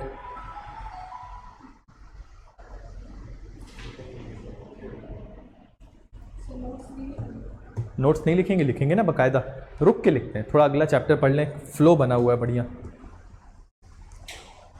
कोई डाउट हो तो पूछ लो, otherwise there is a break of exactly 2 minutes, जिसमें से 30 सेकेंड्स जा चुके हैं।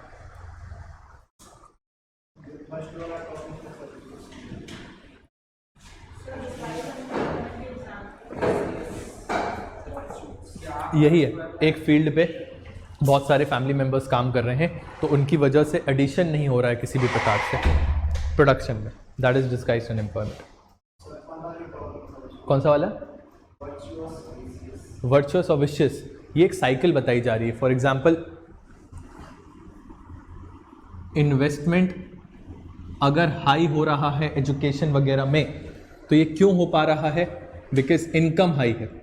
इनकम हाई है तो एजुकेशन में इन्वेस्टमेंट अच्छा होगा, इन्वेस्टमेंट अच्छा होगा तो स्किल्स अच्छी सीखोगे, स्किल्स अच्छी सीखोगे तो अच्छा एम्प्लॉयमेंट मिलेगा, अच्छा एम्प्लॉयमेंट मिलेगा तो अल्टीमेटली इनकम अच्छी होगी।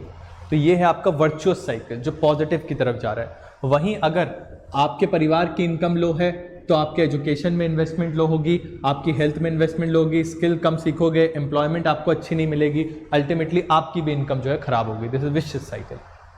ठीक, वर्चुअस साइकिल पॉजिटिव है, विशियस साइकिल नेगेटिव है। जी, और कोई सवाल? जी हर्षिता, कोई सवाल है आपके? नहीं, पक्का? शशि, डन। मैं अनएम्प्लॉयड हूँ? नहीं भाई, कहाँ अनएम्प्लॉयड? हाँ,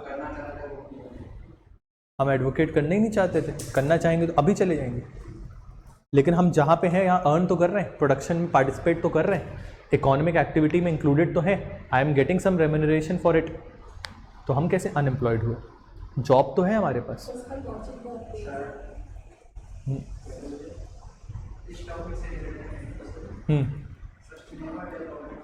सस्टेनेबल डेवलपमेंट क्या होता है? सस्टेनेबल डेवलपमेंट मतलब development taking into consideration the future generation, कि आप जो भी एक्सप्लॉयटेशन ऑफ रिसोर्सेज कर रहे हो ऐसा मत करो कि आगे आने वाली जनरेशन के लिए ख़राब हो जाए।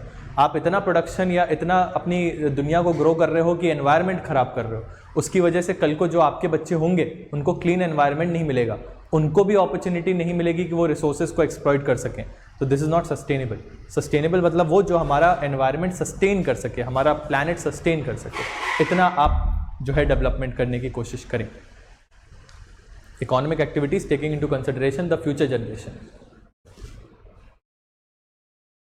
जी Sahil ji, any other doubts? अब आते हैं आगे, बात की जा रही है गरीबी की। गरीबी की जब बात की जाए मतलब रोटी कपड़ा मकान, आप हमेशा समझते हैं, बट अब गरीबी इससे आगे बढ़ चुकी है। इट इज़ नॉट जस्ट रोटी कपड़ा मकान, बट रादर अगर आपको अच्छी एजुकेशन नहीं मिल रही, अच्छी हेल्थ सर्विसेज नहीं मिल रही, अच्छी अपॉर्चुनिटीज ऑफ ग्रोथ नहीं मिल रही, तो भी आपको गरीब कंसिडर किया जाएगा। ठीक है, यहां पे बात हो रही है गरीबी की, तो सबसे पहले ऊपर आपको थोड़े से स्टैट्स वगैरह दिए गए हैं, नॉट दैट इंपॉर्टेंट, बट हमारे लिए जो इंपॉर्टेंट है वो है वेरियस एस्पेक्ट्स ऑफ गरीबी। जब वेरियस एस्पेक्ट्स ऑफ गरीबी की बात कर रहे हैं तो कह रहे हैं एक हो गया रूरल पॉवर्टी, एक हो गया अर्बन पॉवर्टी। पॉवर्टी को जब एसोसिएट किया जाता है तो वो एसोसिएट, आप हमेशा आंख बंद करोगे गरीब के बारे में सोचोगे तो आप सोचोगे हाँ ये पढ़ा लिखा इंसान नहीं है, उसके पास अच्छे पहनने के लिए कपड़े नहीं है, 2 वक्त का 2 स्क्वायर मील उसको नहीं मिल पा रहा है एटलीस्ट, या फिर वो लैंडलेस है, उसके पास जॉब नहीं है, अनस्किल्ड है। ये सारी चीज़ें आप एक गरीब से एसोसिएट कर पाओगे। ठीक है, ये है जो गरीबी का मेजर पहलू माना जाता है कि जब आपको रोटी, कपड़ा और मकान, ये तीनों चीज़ें आपको अगर नहीं मिल पा रही हैं तो आप गरीब हो। हाउएवर अब इस पर्टिकुलर डेफिनेशन को और ज़्यादा बढ़ा दिया गया है, जहाँ पे क्लीन वाटर या बेसिक सैनिटेशन फैसिलिटीज़ होना, स्कूल्स होना, हेल्थ केयर सर्विसेज होना, ना होना रादर, ये चीज़ें भी आपको गरीबी की तरफ ढकेलती हैं। ठीक है, ये सब तो ठीक है। अब बात की जाती है मेजरमेंट ऑफ पॉवर्टी। जब हम पॉवर्टी को मेजर करने की बात करते हैं तो एक कॉन्सेप्ट आता है, उस कॉन्सेप्ट को हम कहते हैं poverty line. Poverty line, poverty line एक ऐसा थ्रेशहोल्ड लिमिट है जिसके नीचे जितने भी लोग होंगे वो सभी पुअर कंसिडर किए जाएंगे। सवाल ये उठता है कि पॉवर्टी लाइन को किस आधार पे बनाया जाए।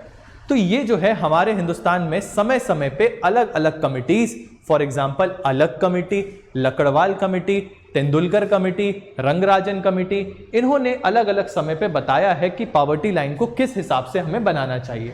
अभी हम चूंकि सिर्फ इसका ओवरव्यू पढ़ रहे हैं तो आपको पता होना चाहिए कि पॉवर्टी जो है या राधा पॉवर्टी लाइन जो है वो या तो कंजम्पशन के लेवल पे बताई गई है या इनकम या एक्सपेंडिचर के लेवल पे बताई गई है।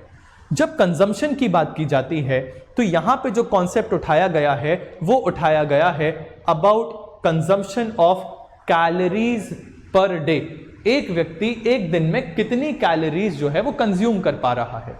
इसके लिए थ्रेशहोल्ड बनाया गया कि अगर एक व्यक्ति हिंदुस्तान के अंदर गांव में रहता है तो वो कम से कम 2400 कैलोरीज एक दिन में कंज्यूम कर पाना चाहिए।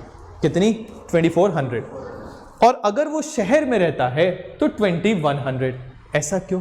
क्योंकि शहरों में जो काम होते हैं वो फिजिकली उतना ज़्यादा डिमांडिंग नहीं होते, वेयरएज गांव के ज़्यादा डिमांडिंग होते हैं जिसके लिए ज़्यादा कैलोरीज की आवश्यकता पड़ती है। तो अगर एक व्यक्ति है जो इतनी कैलोरीज को कंज्यूम कर पा रहा है तो he would not be considered a poor, whereas जो नहीं कर पा रहे हैं उनको गरीब कंसिडर किया जाएगा। और ये किसके आधार पर किया जा रहा है? On the basis of a poverty line. और वो पॉवर्टी लाइन किस आधार पर बन रही है? On the basis of the consumption of calories. ठीक, यहां पे एक कॉन्सेप्ट और दिया गया है, that is head count ratio. What is the meaning of the word head count ratio? इसका मतलब होता है total number of people who are below the poverty line. आपके देश में कितने लोग पॉवर्टी लाइन के नीचे हैं उनको हम हेड काउंट रेशो से मॉनिटर करते हैं। ठीक है, लिख लेना इसको प्लीज कहीं स्टार बना के, अगर मैं भूल भी जाऊं। Head count ratio is equal to the number of people below the poverty line. The number of people below the poverty line. जी, अब आ जाते हैं वापस। यहां राइट हैंड साइड आप ऊपर देख पा रहे हो एक शब्द लिखा है vulnerability.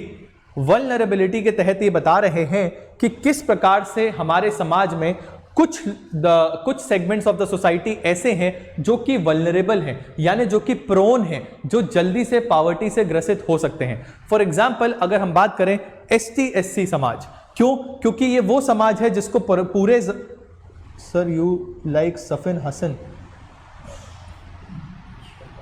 I appreciate his efforts, just that. जी, कहां थे अपन? वल्नरेबिलिटी। वल्नरेबिलिटी की बात कर रहे हैं तो जो समाज का एक ऐसा तबका है जो कि क्या नहीं कर पाया, जिसको हमने समाज में सम्मिलित नहीं किया, उनको हमने अछूत कंसिडर किया। चूंकि हमने उनको अनटचेबल कंसिडर किया, उस वजह से क्या हुआ, अल्टीमेटली ये हमारी इकोनॉमिक एक्टिविटीज में पार्टिसिपेट नहीं कर पाए, इनने अच्छी एजुकेशन नहीं ले पाए, अच्छी स्किल्स नहीं ले पाए, जिस वजह से आज जो है ये विशियस साइकिल में फंसे हुए हैं। एंड विशियस साइकिल में फंसे होने की वजह से ये समाज आगे नहीं बढ़ पा रहा है और पॉवर्टी से ग्रसित है।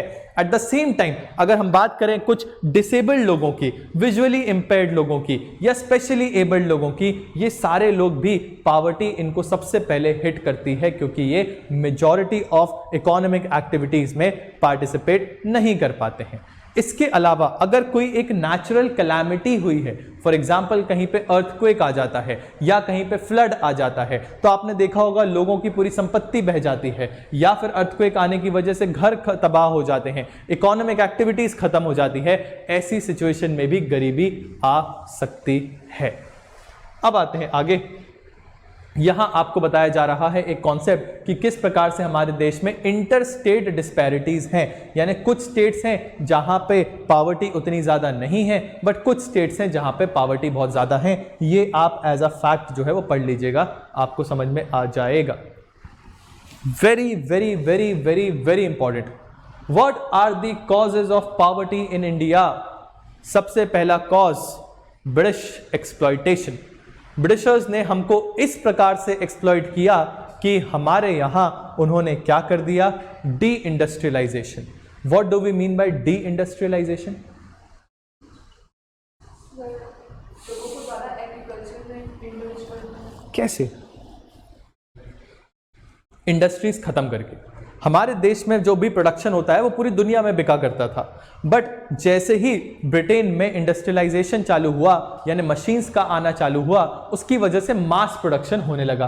ब्रिटिशर्स ने क्या किया, हमारे यहाँ से वो ले जाते थे रॉ मटेरियल्स बहुत कम दामों में, फिर वो रॉ मटेरियल्स को ले जाके ब्रिटेन में वो मास प्रोडक्शन करते थे, फिर वहां से मास प्रोडक्शन करने के बाद इंडिया में वो फाइनल गुड्स लेकर आते थे, और इंडियन की इंडस्ट्रीज जो कि हाथों से प्रोडक्ट्स बना रही है उसको बहुत ज्यादा प्राइस में वो कॉस्ट ऑफ प्रोडक्शन लगता था, वेरेज जो ये मास प्रोडक्शन करके आते थे इसको बहुत कम दामों में ये बेचते थे। तो इन शॉर्ट पूरा का पूरा जो है मार्केट इन्होंने कैप्चर कर लिया एंड इंडिया को ही इंपोर्टर और एक्सपोर्टर ऑफ रॉ मटेरियल्स बनाया and importer of the finished goods बना दिया। ठीक है, इसकी वजह से इंडियन इंडस्ट्रीज पूरी तरीके से समाप्त हो गई। नेक्स्ट जो कॉन्सेप्ट बताया गया है वो है ग्रीन रेवोल्यूशन। अभी हम पढ़कर आए थे ग्रीन रेवोल्यूशन ने किस प्रकार से लोगों को पॉवर्टी में ढकेला, क्योंकि regional disparities I and at the same time कुछ फार्मर्स जो अफोर्ड कर पा रहे थे वो तो बड़े बन गए, बट जो नहीं कर पा रहे थे दे गॉट इनटू पॉवर्टी।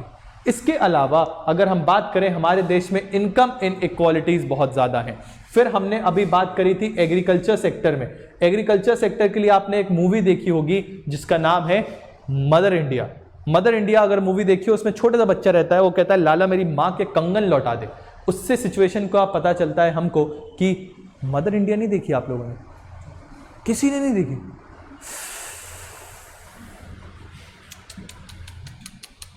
बहुत सारी अच्छी अच्छी चीजें आप मिस कर जाते हो। मदर इंडिया देखो, इंडियन सिनेमा का बहुत प्यारा पीस ऑफ आर्ट है and at the same time बहुत टची मूवी भी है। वो आपको बताएगी कैसा हमारा समाज था उस समय, कि एक्सप्लॉयटेशन किस प्रकार से किया जाता था फार्मर्स का।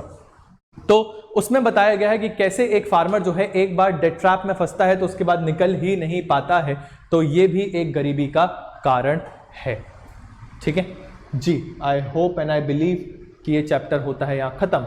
नहीं, यहां पे एक चीज के बारे में बताया गया है, that is anti poverty measures, कि हमारी सरकार ने क्या कभी कुछ एफर्ट नहीं डाले? सर बहुत एफर्ट डाले हैं। फॉर एग्जांपल अगर बताया जाए तो हमारा मेजर फोकस जो रहा है वो दो चीजों पे रहा है। एक, हमें इकोनॉमिक ग्रोथ करनी है एंड दूसरा हमें पॉवर्टी को हटाना है। यानी इकोनॉमिक ग्रोथ कुछ इस प्रकार से करिए कि वो क्या होना चाहिए, वो होना चाहिए इंक्लूसिव इन नेचर। जैसा कि आपको बताया था, what do we mean by inclusive growth?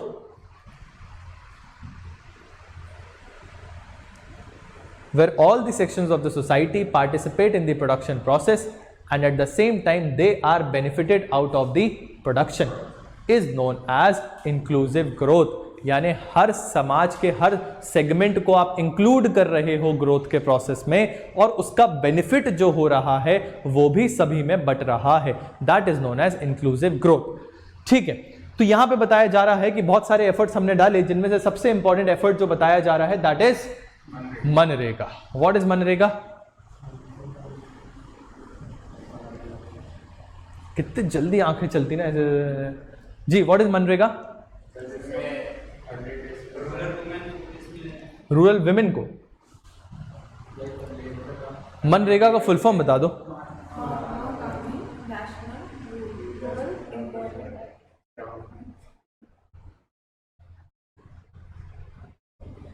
Mahatma Gandhi national rural employment guarantee act. Very good.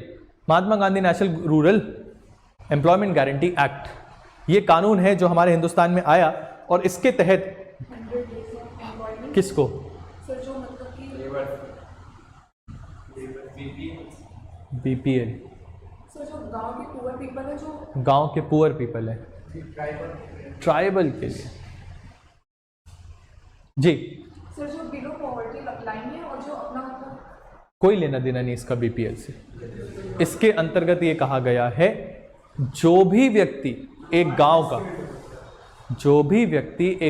का जॉब लेने आना चाहता है, हम आपको 100 दिन का एम्प्लॉयमेंट प्रदान करेंगे। जो भी व्यक्ति, चाहे वो रईस हो चाहे गरीब हो, उससे कोई लेना देना नहीं, ऐसा कोई क्लासिफिकेशन नहीं बताया। लेकिन उसको हम जॉब कैसी देंगे बताओ Shashi? Unskilled work. Unskilled work मतलब जहां पे स्किल्स की उतनी ज्यादा रिक्वायरमेंट नहीं है, यानी आपको जो है लेबर की तरह आपको ज़मीन खोदनी पड़ेगी, और जितनी भी आपको इंफ्रास्ट्रक्चर बन रहा है गांव में, बिल्डिंग्स बन रही हैं, कम्युनिटी हॉल्स बन रहे हैं, पॉन्ड्स क्रिएट हो रहे हैं, इन सभी में आपको पार्टिसिपेट करने का मौका दिया जाएगा। एंड कितने दिन की जॉब प्रोवाइड कराई जाएगी? एटलीस्ट 100 डेज की गारंटीड जॉब। व्हाट इफ अगर ये जॉब नहीं प्रोवाइड कराई जाती है? Very good, unemployment allowance provide कराया जाएगा।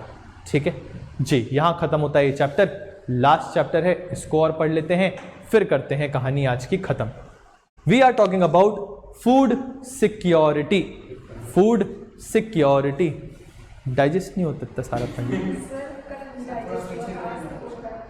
कल नहीं हुआ था? बहुत तेज गए थे आप, ऐसे ट्रेन चलिए। यूपीएससी पिछले 3 सालों से उससे एक सवाल नहीं पूछ रहा है, इसलिए क्या ही मतलब उसको, मतलब मैं तो फेवर में नहीं था उसको करने के। खैर, food security in India. Food security का मतलब क्या होता है? फूड सिक्योरिटी की अगर बात की जाए तो 3 शब्दों पे आपको फोकस करना है। कौन कौन से? पहला अवेलेबिलिटी ऑफ फूड, दूसरा एक्सेसिबिलिटी, एंड तीसरा अफोर्डेबिलिटी। ये 3 चीजें अगर आपके देश में हैं तो मतलब आपके यहां फूड सिक्योरिटी है। सबसे पहला अवेलेबिलिटी, खाना अवेलेबल होना चाहिए, फूड ग्रेन्स अवेलेबल होने चाहिए, सरकार के पास स्टॉक होना चाहिए।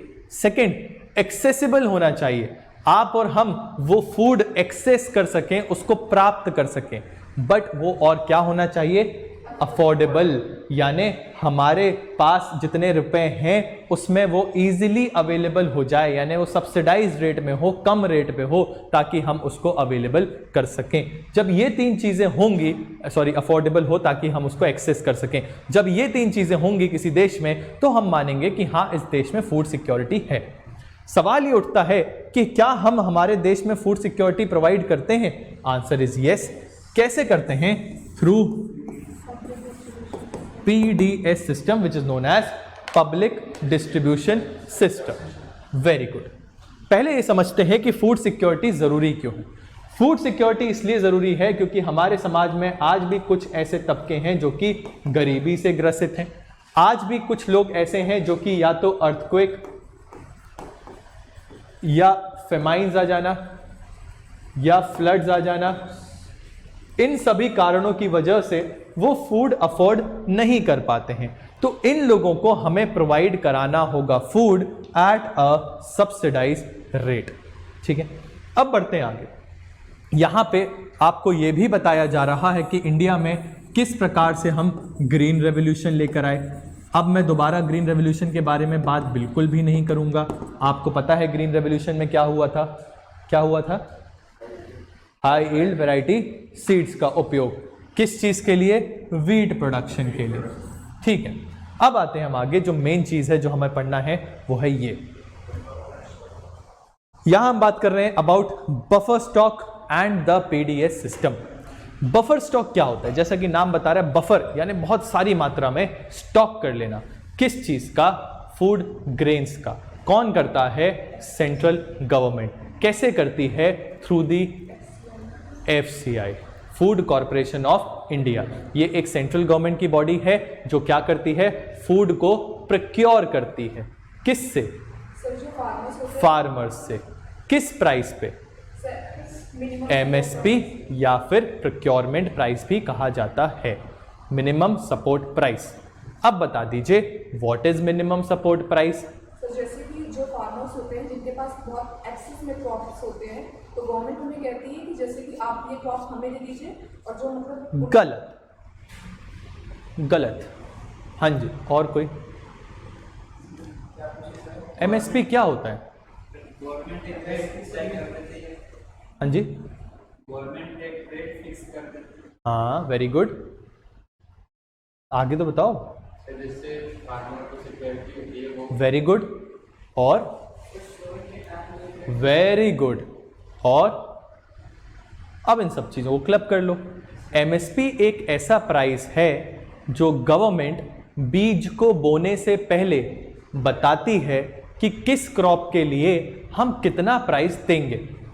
ये एक ओपन एंडेड स्कीम है। व्हेन वी से ओपन एंडेड, कहने का तात्पर्य ये फार्मर को ऑप्शन दिया गया है कि आप इस प्राइस में, अगर मार्केट में इससे ऊपर कोई भी आपको प्राइस नहीं दे रहा है, तो आप हमारे पास लाके जितनी क्वांटिटी देना चाहो वो दे सकते हो।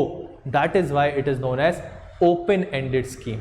ठीक है, तो फार्मर के पास सिक्योरिटी है कि अगर मार्केट में किसी ने हमारे प्रोडक्ट को नहीं भी खरीदा तो एटलीस्ट गवर्नमेंट इज देयर जो हमको ये प्रोक्योरमेंट, हमसे ये प्रोक्योरमेंट करेगी। अभी कोई डाउट? ठीक है, what is MSP Harshita?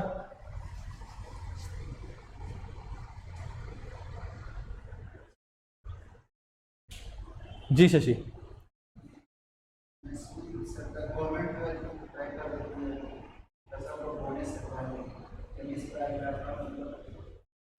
Very good, very good.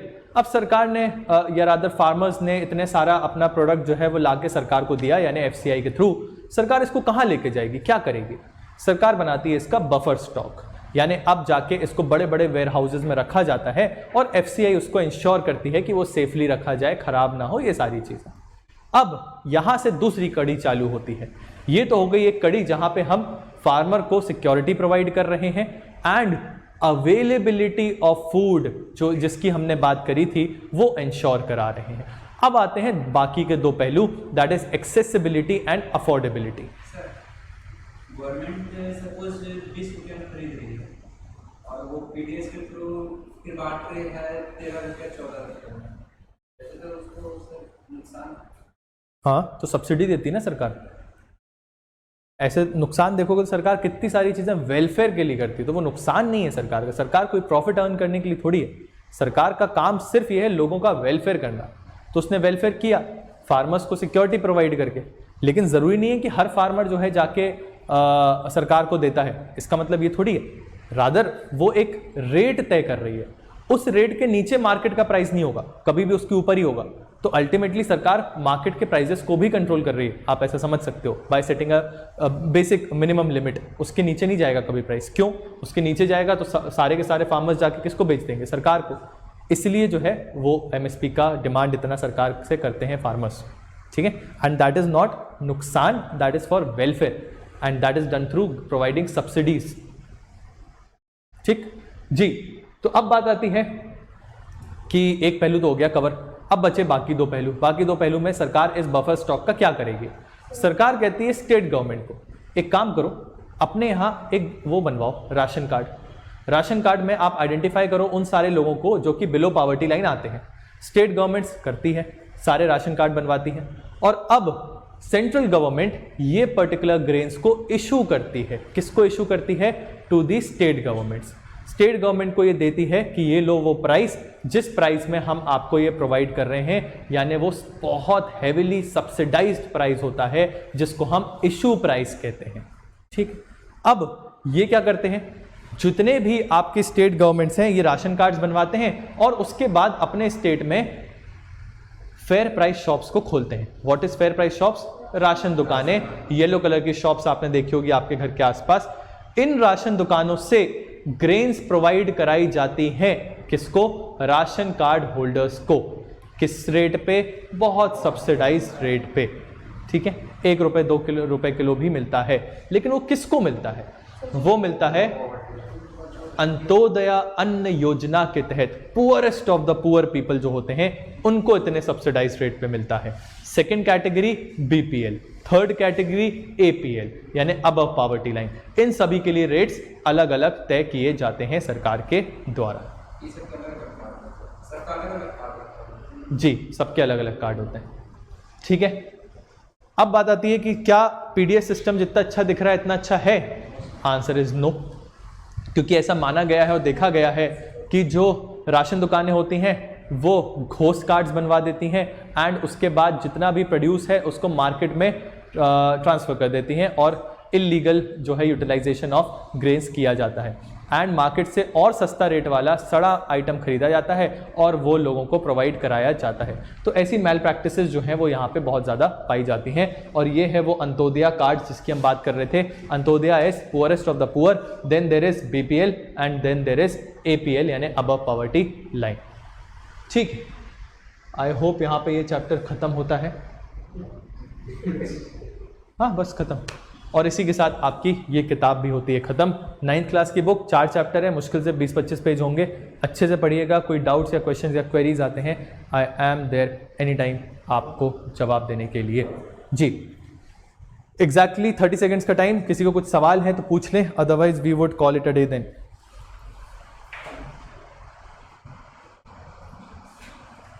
Sir, अगर गवर्नमेंट ने फिक्स कर दिया कि जैसे वीट को 18 रुपीज़ ही देगी, बट अगर फार्मर का उसमें 20 रुपीज़ लगा है उस वीट को उगाने में, तो फार्मर का तो नुकसान ही होगा ना? जी हाँ, लेकिन ऐसा नहीं होता है। जब आप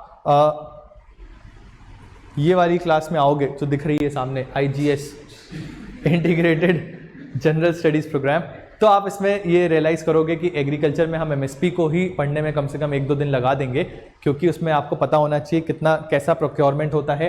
एंड जब सरकार MSP तय करती है तो उसमें भी बहुत सारी चीज़ें होती हैं। For example AL FL prices होते हैं, वो सबको इंक्लूड किया जाता है, तो वो आप पढ़ोगे एडवांस स्टडीज़ में। ठीक है, तो ऐसा नहीं होता है, ये सब हाइपोथेटिकल हैं जो आप सोच रहे हैं। जी, MSP कौन डिसाइड करता है? कोई एजेंसी का नाम बताना चाहेंगे सेंट्रल गवर्नमेंट की? थोड़ा सा IGS का इंट्रोडक्शन दे देते हैं, मतलब इसमें जो पढ़ाते हैं वो। जी, MSP तय करती है CCEA, cabinet committee on economic affairs. Cabinet committee on economic affairs किसके कहने पे करती है? CACP, commission on agriculture cost and prices. Commission on agriculture cost and prices. ठीक है जी, with this we would end this session.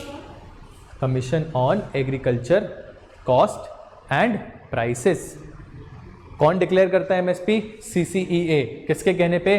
CACP। जी, thank you so very